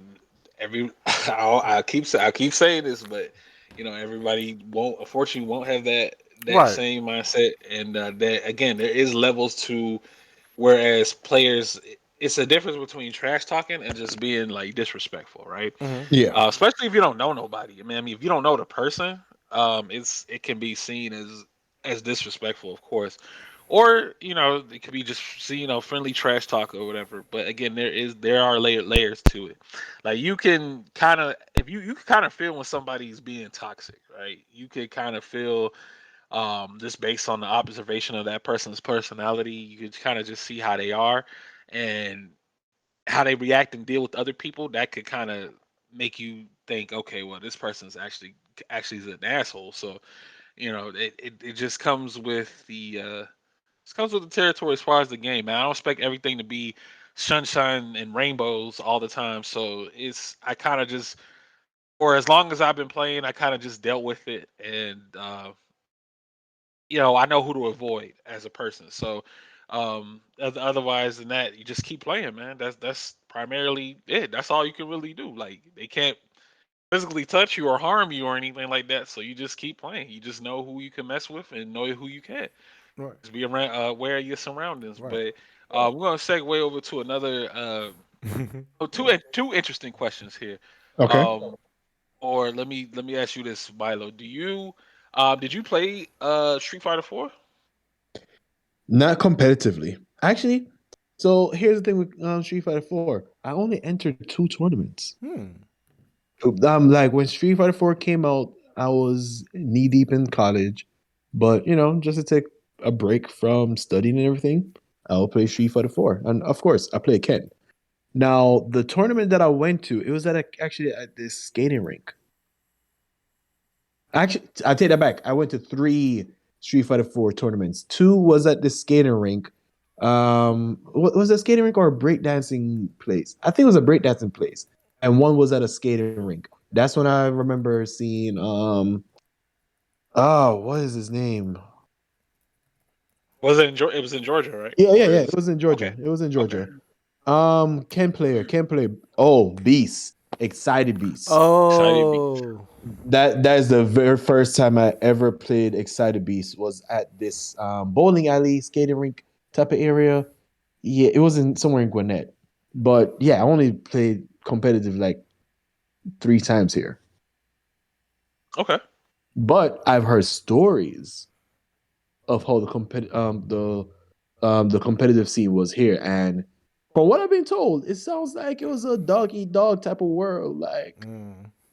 everyone was legit coming out trying to get money, trying to get the lunch money, and it's like, yo, I'm not going to be buddy buddy with you. I'm not going to be buddy buddy with you. I'm legit playing to beat everybody asses. And you take your bread and walk home type Yes. of deal. Not sharing tech. We not labbing no matchups. You on your Like own. that's what I've been told. It wasn't from what it seems, Street Fighter 5 was an improvement of Street Fighter 4 in terms of the community. Like Street Fighter 4, everybody was like, yo, at each other's neck. Street Fighter 5 is like, all right, we have a little sub community or communities within Street Fighter 5 where we kind of exchange words and stuff like that, but we have our crew, y'all got y'all crew. We're not going to really share much tech with each other. But if I see you, I'm going to keep it cordial. Or if I see you, I might not say anything to you at all. So from what I've been told, Street Fighter 4 was like very dark, yo. It was a different time. It was a different time period. I will say that we definitely had a more active competitive scene, for sure, man. I used to just be excited just to go to those tournaments because you don't know which movie is about to get played next when you're there. And those events had like what 40 to 60 players back in the days, when everyone was a bit on the younger side. And so it was that whole entire environment was 40 to 60 players here. This group of players is from this region. This group of players is from that region. They gonna stay on this side. One group is gonna stay on this side. The other group is gonna stay on this side. And if they gotta play each other in a match, that's the only time you're gonna see them close to each other, and just cheering on their person from their scene. And I saw that so freaking much, man. It's just, it was just entertaining because you would see this huge. You see two sides of the room just slowly coming together just to watch this particular matchup, and you would hear advice given to one player, and you just hear you fuck him up, you're cheering it, cheering and hollering and stuff like that on one side, and it's like, yo, it was definitely more intense back in the day, whereas Street Fighter Five things, kind of calmed down, man. Kind of calmed down a little bit. It wasn't as loud and rowdy as it was, but for the most part, let me also ask you. This actually segue into my other question. Do you think Street Fighter Five is a bad game? Yes. I will say this, even though it gave me the opportunity to meet people like yourself, playing Street Fighter 5. Once I started playing other fighting games, thanks to the Jamaica FGC influencing me to definitely play more fighting games, I would say Street Fighter 5 is not a horrible game, but you can definitely tell it was designed in a way where there are chances for lesser, better players to still be competitive with veterans. Like in the beginning, I was a fan of the priority system because I was like, "Oh, you mean if I press this heavy button at the same time you press a medium, I still win?" Bet. But then when I started playing different fighting games and see that wasn't the case, it was very frustrating for me to play those other games because then I was like, "Yo, that's not how Street Fighter is. Wait, this is how games used to be? And the more fighting games I'm playing, the more I realize, like, yo, Street Fighter 5 had the potential to be a very good game, but there are too many mechanics in that game, in my opinion, that made it not an enjoyable experience. Because coming from where I've been taught in terms of fundamentals, like fighting game fundamentals, Mm. before V Trigger pops, I'm probably whooping every 90% of the players that have been playing, right? But once V Trigger pops, all of my work in 30 to Oh 40 my seconds God. have been gone to waste in 5 seconds. Mm-mm-mm. That's discouraging to me. I ain't Why gonna is lie. my opponent being rewarded for getting their ass beat? Yes. So is it a horrible game? No. Is it a bad game? It is. It is up until, or it's a decent game up until V Trigger pops. The priority system, I was like, again, at first I was a fan, but the more I'm educating myself with fighting game fundamentals and stuff like that, I started disliking Street Fighter 5. Because you were playing the other games and you were seeing how fundamentally different they were from each other. Yeah, So like yeah. playing games like getting to anime games. Like anime games is a total different beast. And some games did have priority, but it was to the point where I'm just like, yo, the way how they do priority, I can agree with it because it's not like I'm losing half life. It's like, oh, you hit this button, you get a counter, you get a little extra damage, but you're still able to play after you receive the damage. Street Fighter 5, Mm. three-quarter to almost all your life is gone. You know what I mean? So playing games like Grand Blue, King of Fighters, even DNF now, it's like the more I'm being exposed to different fighting games, the more I'm like, Mm. yo, Street Fighter 5 is actually a bad game when you really look at it. Mm-hmm. And I I can, can But you know, respect no, I I can, that respect that it. that, that, that that's my opinion at least. and I can argue against it. I'm gonna say for me it's kind of a 50-50 love hate relationship. Do I love V Trigger? No, I do not love V Trigger. Do I love the characters and the character wise? Yeah, Yeah. Character wise is character design and wise is decent. Got a few new archetypes, and things of that nature. Would I think the game would have been better without V Trigger? Absolutely, but that's just definitely. my opinion. That's just definitely my opinion. I know they wanted to do something new and fresh with the engine. They like, well, we can't just make this a copy paste of Street Fighter 4. Well, you don't have to. You could just, maybe advance, maybe add in another new mechanic that's not V Trigger, but they Yeah, decided to go with V Trigger. So I am thankful for Street Fighter 5 for introducing a lot of new players into the scene. A lot of new, avenues for, growth and development. Just FGC meta in general. I am grateful for that. So, Milo, you said that no, you're gonna give it the thumbs down, the 10 thumbs down. oh, definitely a thumbs I'm, down, man. yeah. Like again, it did a Mm, good job introducing players, as it said.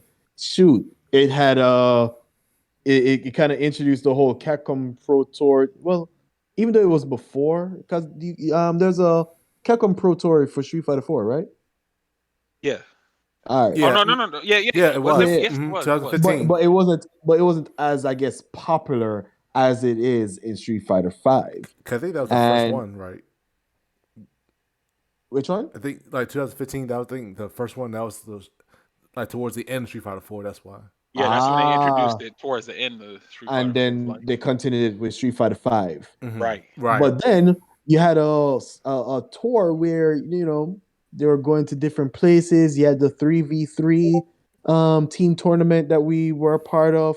Like it definitely exposed a lot of hype for the fighting game community. Like Street Fighter 4 was the one that kind of gave it back the heartbeat, and then Street Fighter 5 is like, all right, I'm running. But due to I guess technicalities with the lag built in. Yeah, that's another thing. How the heck do you even like purposely build in lag within the game? Eight Just so frames, 6 frames. yeah, like that to me never make any sense. Because I understand people who like myself, who is more of a reaction type of player, you just literally nerf my reaction by introducing lag into the game. Built-in lag, yo. That's crazy. Just so Oh yeah. players can have a better chance, But again, there was positive thing in Street Fighter Five because even like with Jamaica, there's a player who was able to travel from Jamaica to ah dang, what Was country did was they it go KI? to? Was it KIT? No. So what ended up Okay, happening in okay. Jamaica was there was a Street Fighter Five tournament, and the winner got a chance to fly to another country to fight against other players from other countries. Okay. Like Street Fighter Five gave players that opportunity, right? Right. That to me was the most positive thing from Street Fighter Five. In terms of the game itself, no, it definitely needs some improvement for sure. Mm-hmm. It did open up a lot of doors, not just for players, just for commentators too as well. Oh yeah. How commentators got their start on just doing Street Fighter Five events, and then kind of like segue into other things. Now you got them doing like big major, Call of Duty type stuff, and um, esport League of Legends type things. You got them commentating those types of events. So Mhm. the game definitely provided a lot of opportunities for people to, even if they didn't like Street Fighter Five, it kind of got them to play something else. Like Yes. go and explore another game. So hey, if you didn't like five, you just went to something else and played that. And if you found that game to be more enjoyable, you stuck with it. So it was good for creating opportunities and bridging into other territories for games. So I'm very grateful for that. It's just gameplay wise, there's a little bit of question mark. Again, I'm on the 50-50 side with it because I do like seeing the madness of people getting frustrated off of V trigger, off of V trigger stuff, and I will say that. But then I hate getting hit by it, so it's like, bro, it's two sides of two-sided coins here. But For sure. but yeah, man, that's definitely what's up. So yeah, we kind of we dived into a lot of good little Yeah. topics here, man. I definitely do once again appreciate you, Milo, so much again for joining in Mm-hmm. and just doing the thing, man. Before we get into the ads though, Sir Retro, did you have anything you wanted to add? And we actually talked to within various Street Fighter Georgia groups too, chats and stuff.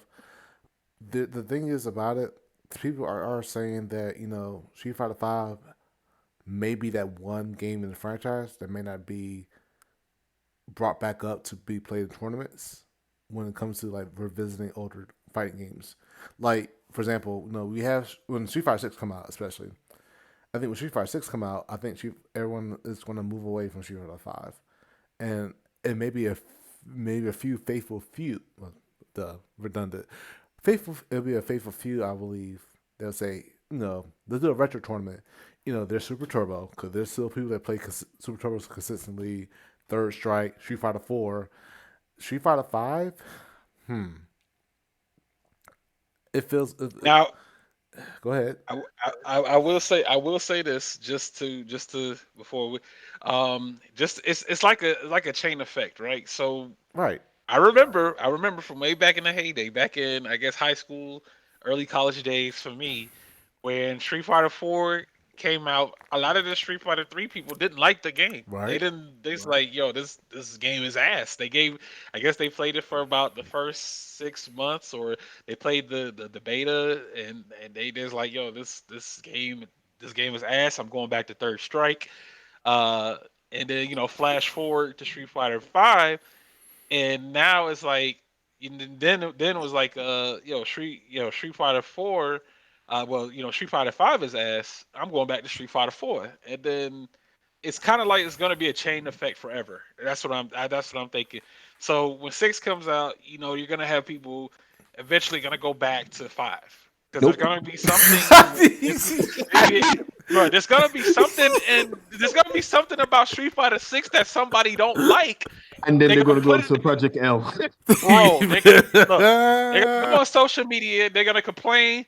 Why does this punish? Why does punish counter work? Why does this, that, and the third? Why does burnout exist? Why do I lose meter for blocking and all this stuff? I'm going back to 5, or I'm going back to another fighter, I, or I'm going to Project L, like Milo Yes. says. I So think it's always gonna be like that. It is always gonna be I think like it that with will. every game. That's why I say faithful few, because I think the way things are now, like we're older. We're actually it's weird. We're actually one of the first generations in for like human history to like engage something like this, where we're dealing with this trend of gaming development, and now many of us are actually older and like understanding like how, and of course many I don't know FGC players became game developers. So now that, and you also seeing where we're seeing like companies on their end are saying, hey, what we did with Street Fighter Five, we fucked up. Like we did fuck up, especially initially. I mean, of course, I think towards the end they did make it fun and better. Like I would to give it that, but I It think took too long. The, right, the damage had already been done. It took them 6 right. years. And It took them so 6 years, I think yo. what Capcom they're now doing with Street Fighter Six, like you saw them, they throughout content features. This is going to be look like. Here's the characters. They are pretty much now placing a lot of things up front, so people can get as early good impressions as they can. I think from what they took though, prior for Third Strike, Street Fighter 4 and 6, and then I'm sorry 5, like some of the element. You have the something that's like a focused dash attack cancel, or yeah, focus FADC, or you have the focus attack concept. You have that. You have a parry concept from Third Strike, and then you still have Oh my a few concepts gosh. from like Street Fighter 5. So, oh my gosh, Chris said jury's back, but but the thing is, I think the mechanics of it, I think is now they're like saying, hey, we're now learning what we did wrong in Street Fighter 5. We're gonna try to, no, maybe not fix it, but try to do something better around in Street Fighter 6 to avoid that pit hole. The void that what they did with Street Fighter 5. As far as players go, some players might look at Street Fighter 6 like, this feature sucks, this looks whatever, and then go back to it. I don't think it'd be as many though as like you see like hundreds of people still going for Street Fighter Super Turbo, or for Third Strike, or for Street Fighter 4. I, you know, I don't think it'd be as many if they do decide to do a retrospective tournament, or something like that for Street Fighter 4, Street Fighter Man, 5. you just made me age 30 years I'm with so that statement. I just The turned fact 32 that you yesterday. said Street Fighter 5 is gonna be considered a retro game one day. Yep. No, stop! Don't say Bruh, I that. turned 32 Oh yesterday. I'm sorry. no! Oh my god, yo, But bro. the game has been around for like 6 years now, and it's crazy. It's crazy for us to see how how it started out into how it turned out in the end. You know, and the crazy thing is that this franchise been around for 35 years. Yeah, they've been Like around for a long time. I was actually older. I'm older than Street Fighter 2. That's the crazy part for me to believe. But to see the trend and everything like that, to see the culture around it, to see the FGC developing around the game, because it's considered like one of the big fight games of all time. It's so very influential and so forth. But or so the thing is to see it grow and see it develop over time through its worst moments. Because like I said, Street Fighter 3 was launched was terrible. Yeah, Like I actually first generation. I yes, think the name of it. new Yes. generation. Yeah, shout out to Matt Muscles. Watch what happened with Street Fighter 3. That was the he goes into deep details of the development of the game and explains how that started out. It was totally different Really? what we got in. So seeing that, but that's the thing, we don't get a chance to see that type of stuff, and now into this age now, we're now seeing bits and pieces of Capcom saying, "Hey, we may not tell you everything, but we do have to look at this and this how we look at develop this. Well, this mechanic for this, we thought about this." So that's that type of communication, that type of engagement we're starting to get. So I think the players might understand like, okay, I see Street Fighter Five why the way it is. It sucks, but I might still support it even maybe years from now. But I think with the way things are, I think we want to push towards like learning to support the games and understand it, and hopefully the engagement from that company will further push the players. Like, no, Street Fighter Five may have been a bad game. I might go back to it just for old time's sake. But at the same time, it's like Street Fighter Six. The way it looks like it looks more promising to us. And we can because our feedbacks are starting to matter a bit, maybe a bit more. So I think that's why I'm saying in comparison to the other games that came out, or especially Street Fighter Five may not be. I don't know. This is the way it is, like how University was received. That Street Fighter Five may not have that big retrospective impact, in comparison to Third Strike or Super Turbo. That's what I'm saying. I definitely could see. I guess I definitely could see events revisiting 5 once 6 is out for sure. Right. Like have it, but the fact that that tournament is gonna be maybe listed under retro is just crazy to me. Yeah, retro gaming, bro. Like, yo, we got some old school games, man. We got Street Fighter 4, Street Fighter 5. I'm like, wait, Street Fighter 5? Wait a minute, didn't that game just, that game Yeah. only been out for this long? I'm like, oh man. Oh, But Lord. yeah, they know they can't. They gotta hit the ground running when this comes out, man. Like they can't afford to mess up. But the fact that they're being really open about communication is off to a really good start. They're letting people, they got trailers. They're letting people play test the game. They're gonna take that feedback, go back, work on a few things, and then just release another. Go to another event, do another test build like that, take it back, get more feedback. They're doing character trailers and stuff like that.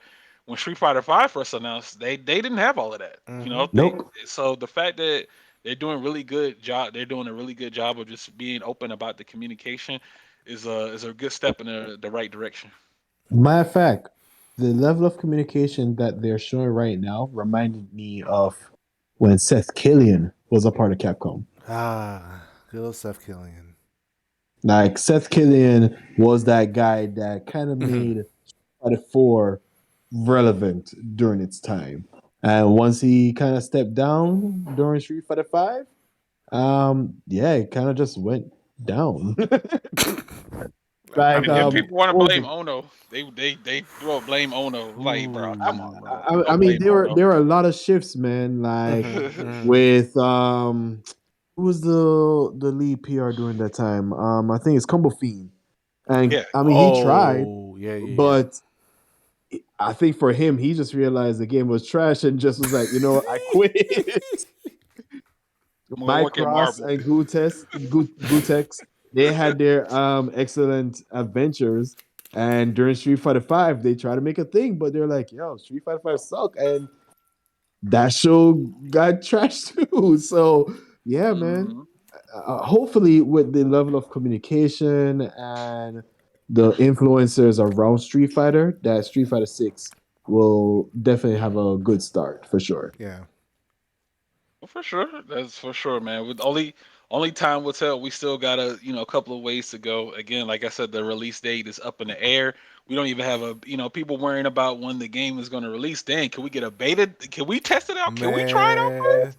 Like, yo, give me 3 to 4 characters and let's try it out at home, man. Let's see how it feels. Y'all worrying about when the game release? Like, can we get the beta release date? You know what I'm saying? Man, But Street but Fighter yeah. Six already just. I'm not saying nothing bad, but I Mhm. just have a concern that Mhm. the movement itself reminds me of Mortal Kombat. No, you're not the only one. That's like I think a lot of people's impressions was just like that. So you're not alone.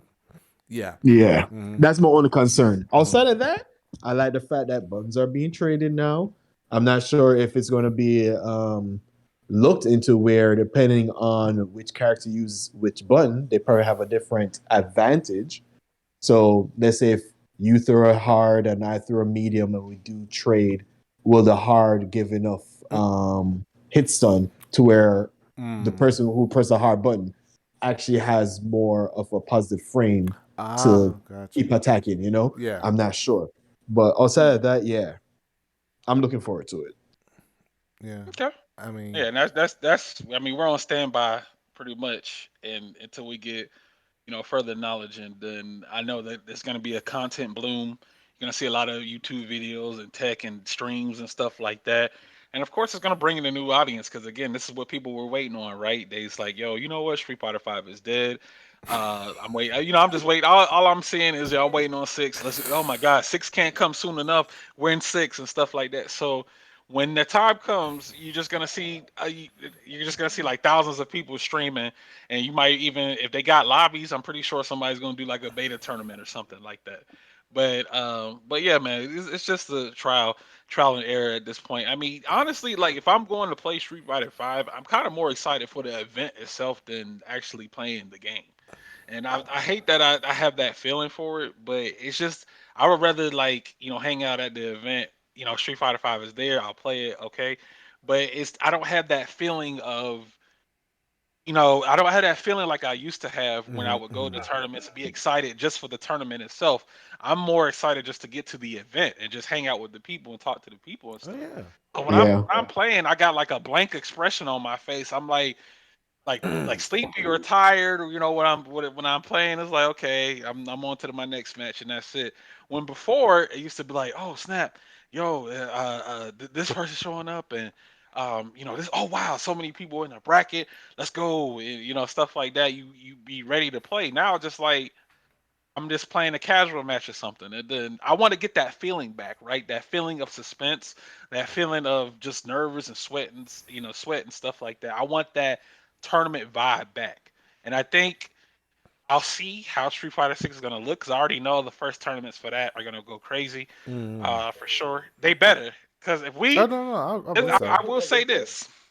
I will say this. If there is, like, we're doing Street Fighter 6 here in Georgia, and we get less than 30 entrants for the first tournament, I'm quitting, bro. I'm not playing. I'm not gonna play. I'm gonna quit.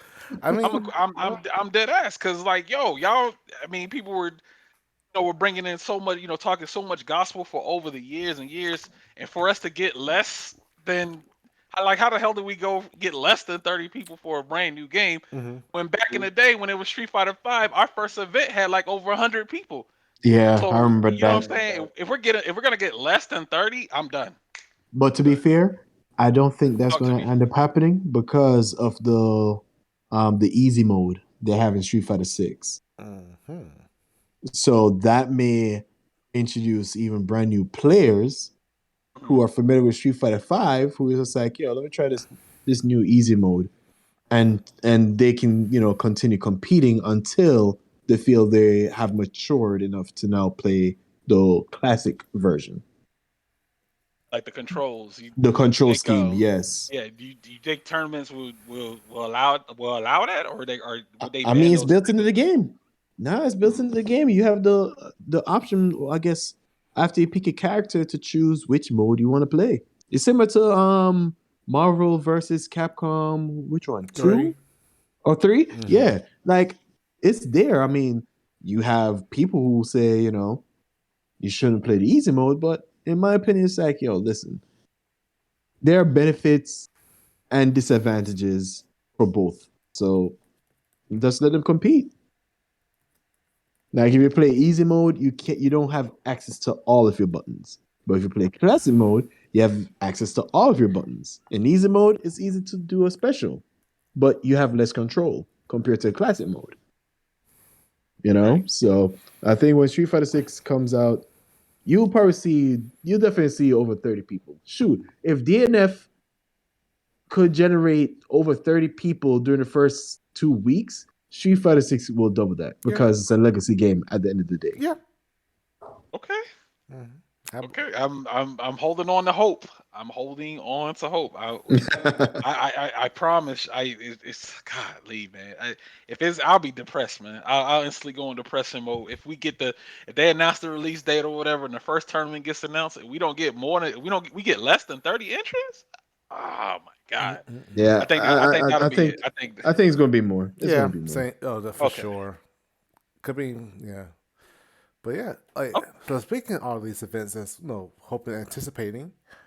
What should we say about these events that we're going to be advertising soon, Ms. ShadowAce?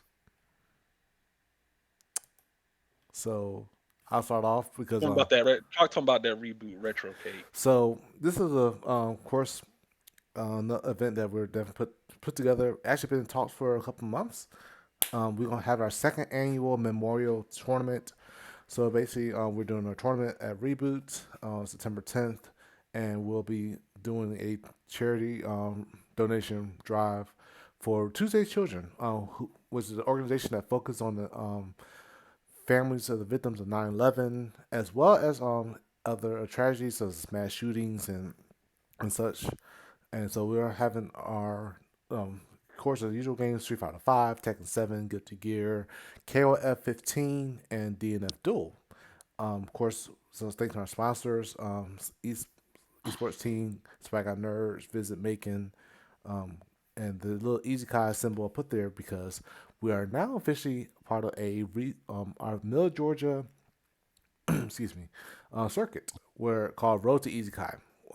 Small little details I'll give you is that we have various events between started in July and going to end near in March of next year, where the finals will take place at our next Cherry Blossom event. We're going to have basically ranking points for players depending on the tier events. And you'll get Street Fighter Fives, Tekken 7, and Guilty Gear and Smash Brothers are the actual games. We're looking at more adding more to next season. But yeah, we're definitely doing that, and you qualify for at least 15 spots. 16th spot will have the last chance qualifier, which we're putting it together. More details on that, and we'll definitely have players, of course, compete for a good chunk of money. But for this event, this part of it, but yes, September 10th, if you guys are available on that Saturday at 5 p.m., please come through and we'll have at we'll have the arcade. So on the side, if you want to chill and relax, have drinks and arcades, come through. And of course, been doing this for almost 5 years, so I have something special in the future for next year. But yeah, but we also have other events, I believe, and should be popping up just a second. So, Yep, yep. That event looks pretty familiar. We got the Street Fighter Five one more round. That's going down at 404 Esports. Big shout outs to Greg, owner of 404 Esports, for agreeing to host this event. I know the candle is, the candle wax is pretty low at the moment, but that's not going to stop the momentum for sure for going into the event. It is a monthly event too, as well. Doing it bi-weekly was definitely out of the question. I know I had that question before. Well, why don't y'all do it bi-weekly? Nah, nah. We both know that ain't happening, Captain. But we also, Climax of the Night too is a event that's going down in October. As well, shout out to Data FGC. They're doing $1,000 pot bonus for KOF 15 out there. You can see the various games that Climax of Night is hosting. Huge production. Big Toonami vibes too as well. If you guys remember what Toonami was, if you guys watched the bumps, the Midnight Run, stuff like that on cable, so you kind of that's kind of the vibe they were going with the atmosphere. And of course, Anime Weekend Atlanta, which is also in October. Unfortunately, I could not find the tournament link to sign up for their events, but on that website, it does mention that they are hosting tournaments. I just was not able to find the tournament sign up page, so I'm not sure what they're hosting out there. So if you're not able to make the drive out to KIT or Climax, or maybe you want to save some gas money and you want to check out Anime Weekend Atlanta, you can do so that at that event as well. A lot of things going out of there, and of course with Dreamhack, we got Dreamhack coming up in November. I need to find the tournament link to sign up to see what events they're holding, but it is in November. Dreamhack ATL is back in effect. okay. Um, wait, did I have KIT in here? if I skip KIT, then oh, hold on, I got you. But yeah, we do have KIT as well, Mm. and that will take place, I believe, around the end of October. And Yeah, a lot of things going on in October. A lot of events going down for sure. But KIT, um, definitely, if you guys missed that announcement, that'll be the last KIT that will be hosted. So I know a lot of Tennessee pretty much has no excuse not to there we go go. out there to that event. There it is. I see it. There it is. Let's go. Good stuff, retro. But yeah, that's the event right now, man. The very last KIT at Kumite, Tennessee. So they have a variety of different games. A lot of hotels around the venue. So it has the registration and venue locations. Excuse me, hotel locations on that particular website. So if you want to book, you got preferences. If you want to go stay at the Ramada Inn, you want to stay at the Hilton, you feeling fancy, you don't mind paying an extra $100 a night. You know what I'm saying? You want to eat caviar and champagne. They got different hotels that you can check out around the area in the event. But it's definitely going to be a good one, man. So they're going to try to send that off with a bang, for sure. I definitely want to make my way out there and compete for the one time, and I definitely aim to get a medal. Mm-hmm. For sure, I'm taking home a KIT medal. That's what I'm saying to Wait, myself. is that the same venue Uh, that is the old two shots? No, no, no, no. This is going. I think this is going to be at their first location, like when they first did the KIT. Oh, Um, okay, yeah, okay, yeah. It's not going to be in that hotel, but it's going to be like in a conference okay. center because I think there's another event going on in the same building. Gotcha, So gotcha. it's kind of. I think it's kind of like a collaborative effort out there. But if you guys want to check that event out, early registration is up for that. I think it ends. August 31st. For that, Okay, that'll be last chance you can get early sign up. So again, hit that link up, and check out all the information from there. okay. But Oh, sorry. I'm sorry. Go ahead. Water in the Sand was asking where's the climax of the night being held at. Climax of night is it's in Georgia. I don't. Let's see. I think I can if I can It's gonna be in find the Atlanta, link. right? Still. It's in Atlanta. But if you go on well, see, I can't even leave this screen. Hold on, let me try to find the link. But it is in Atlanta, Georgia, and I believe it is in October, but I don't have the exact date on me. I'd have to go to their Twitter He said. to get that for you. He said hot dogs say less. He'll look. I think he might look it up, but yeah, Oh, yeah. he's gonna look it up. All right, cool, cool, cool. I'll pause in the link. But yeah, all right, cool, cool, cool. Yeah, yeah, yeah. Cause I didn't have it on me at the top moment, so my It's bad, all right. my bad.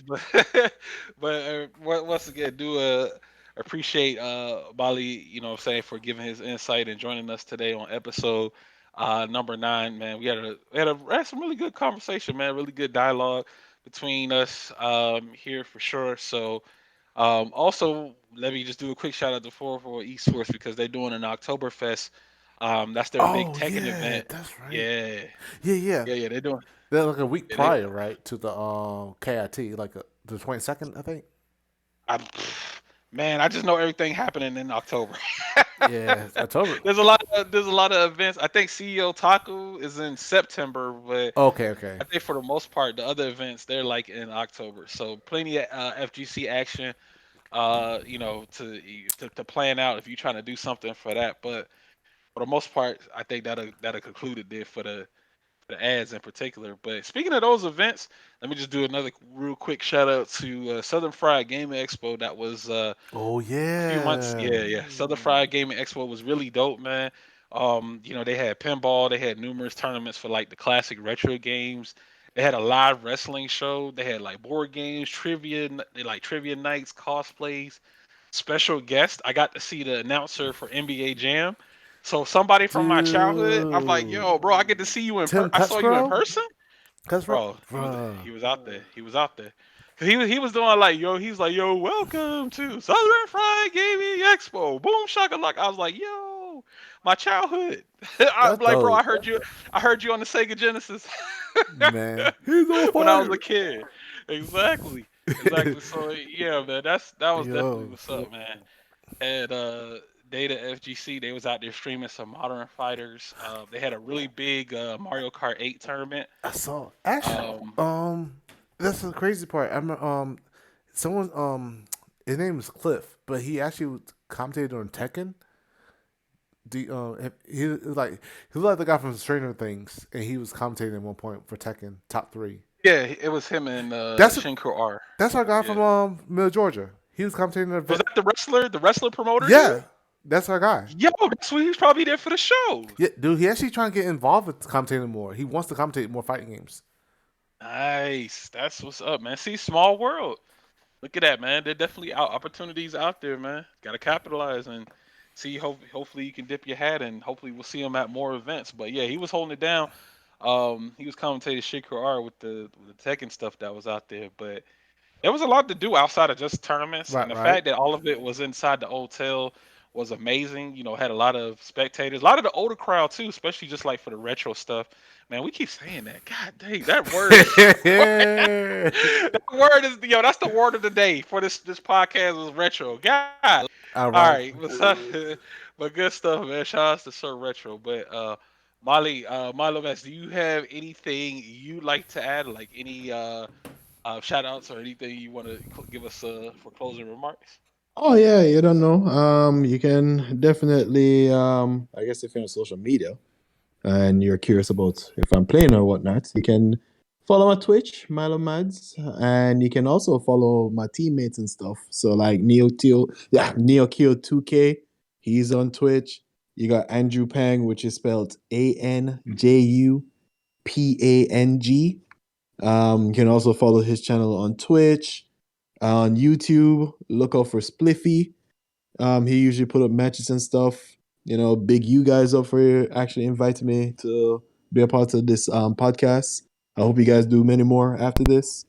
Big up Data FGC, Multitail, 404, Tekken Host, all y'all. Big on yourself up. Mm, that's what's up, man. Love to see it, man. So Retro, what you got for us, man? Any closing remarks? Well, one thing I'm glad to see the year 32, um, as of yesterday, and then Happy birthday again. thank you so Happy much. belated. And of course, like I said, shout out to the Middle Georgia FEC Reboot, Swag Out Nerds. Thank you guys for helping the community to become what it is today. 5 years strong. Well, technically, officially, next year will be 5 years, but definitely hope to do something special for y'all. That'll be a fun event. Stay tuned. But of course, definitely shout outs to you guys are actually Shadow Ace.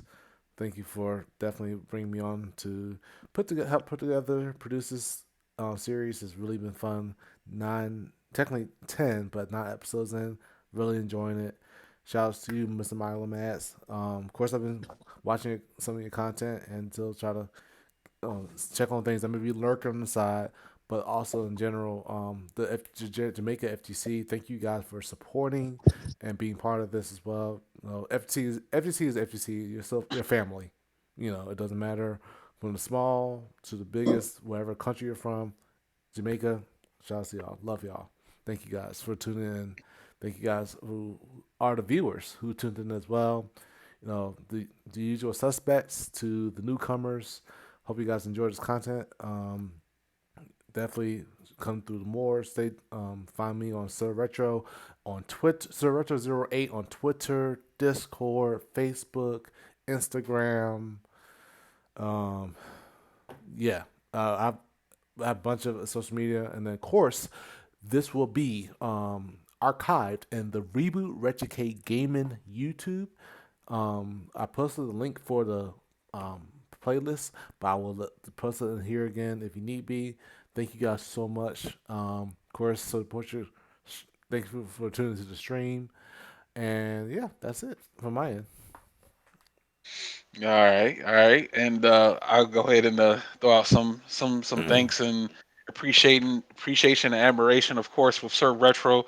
Nine episodes in, man. This has been truly a blessing, man. Yeah, I just I just think about like throughout all the months, especially during this pandemic, where I was just sitting home at home one day and just like, you know what, man. Even though the tournaments might not be as popping as it used to be, I just need to find out why, man. So let me actually get some in-depth information from the players themselves. I talked to SirRetro about the idea. He's like, "Yo, yeah, sure, man. Let's do it. Let's make it happen, Captain." And I said, "All right, bet." And with that being said, one thing led to another, and then flash forward to right now, we are at 9 episodes in. That is crazy. 9 episodes in, over 30. About what 20 to 30 hours at this point of just talking Hmm. and giving us the FGC content with just the scene in general. And I know people reached out to us from other states. Again, I'll keep mentioning that to you because I'll keep mentioning that because they did want to us to talk to their scene and get some feedback on what's going on in their state. But I said I wanted to try to get as many Georgia players on this as possible before we even consider doing that. So I'm still going to reach out to a couple of more people. Um, Again, thank you. Shout outs to everybody that has agreed to. I'll do one big appreciation post when we reach the season finale, which will be episode 10. And the guest that I have in mind for episode 10, woo! That's all I can say for right now. I can't give out any more details, but episode 10 is definitely going to close out the season with a bang. So be sure to be tuned in for that. Um, but yeah, the people that I reached out to, I want to thank them so much for their time, for taking out of their schedule to do it. They could be Hmm. just chilling, relaxing on a Sunday, and they's like, you know what? Let me go ahead and talk to the world real quick. And I want to thank them for lending their voices. Not everybody agreed to do this, which I could expect. I respect it. If you don't, if I got left on red a couple of times. You know what I'm saying? People say they want to do it, then they, when it's time to show up, they disappear, they don't respond. So it's like, okay, well, I'm just gonna keep going to the next person. I gotta keep it moving. So I want to thank everyone that has agreed to do this and giving out their time on their Sunday to make this happen for sure. And stay tuned. Stay tuned. Of course, want to thank the chat. The chat, the guy, people have been rocking with us since the beginning, since episode 1. I want to thank you guys so much, the faithful viewers at home. We even got some new viewers here in today. We have some of the Jamaica FGC in the chat too as well, lending their support for their boy Milo in general. So we want to thank you guys and welcome to the channel. So if you guys haven't already followed, please do so for this channel because this is where the episodes are going to take place.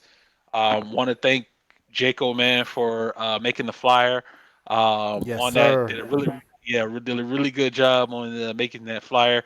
And we might reach out to him on season 2. But I see Joshua. He also wanted to try to do something for us too as well. So we'll have to get with Joshua and conference and talk to him about what we could do for season 2 because we definitely want season 2 to go in with a bang too, and start off with a bang as well. So I see Joshua in the chat. Warden of the Sand, who's been with us pretty much, I believe, every episode, right? Yep. I always see Warden of the Sand in there. I always FTC see Chris. FGC Chris.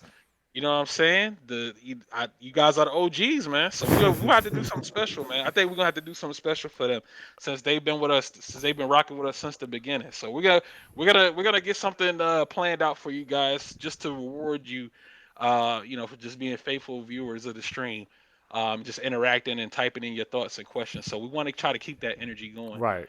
Um, so good stuff on that. Um, I think that'll about take care of it, man. I can't say too much of what the season finale for episode 10 is gonna be. Hmm. All I can say, the only thing that I can say is just whoa, whoa, and stay tuned because I don't know if y'all, I don't know. We'll see how it goes, man. It may be a little graphic, but we'll find out. Um, GG's, GG's, and good stuff. Retro, I don't know if he's ready for it, but Retro say, you know what, bring it on. Let's make it happen, Oh, Captain. trust me, So let's do it. I'm ready. So like I said, thank you, Georgia FGC. Y'all guys are awesome. I said let's keep this legacy of the scene going. I mean, if Reboot can make it for 5 years, Gwinnett Brawl making at least 10 years, then Data FGC making so long. 404 Esports, we actually 5 years as well. Shout out to Greg as well. To the fact that he survived through this whole thing with the pandemic and still making a living out of it, and still doing stuff for the scene. We love you, man. Keep it going, final boss. Hope and I owe you a visit one day. But like I said, definitely thank you guys. Thank you, ShadowAce. Thank you, Milo, for also being trailblazers in the SEC. And I said I'm really want to keep this going for y'all, and stuff like that. So thank you guys both once again. Yes, For sir. sure, for sure. You can catch me at on Right. Twitter at Mind of ShadowAce. Too as well if you want to give that a follow. You can follow SirRetro. Is it? I believe it's at SirRetro underscore '08.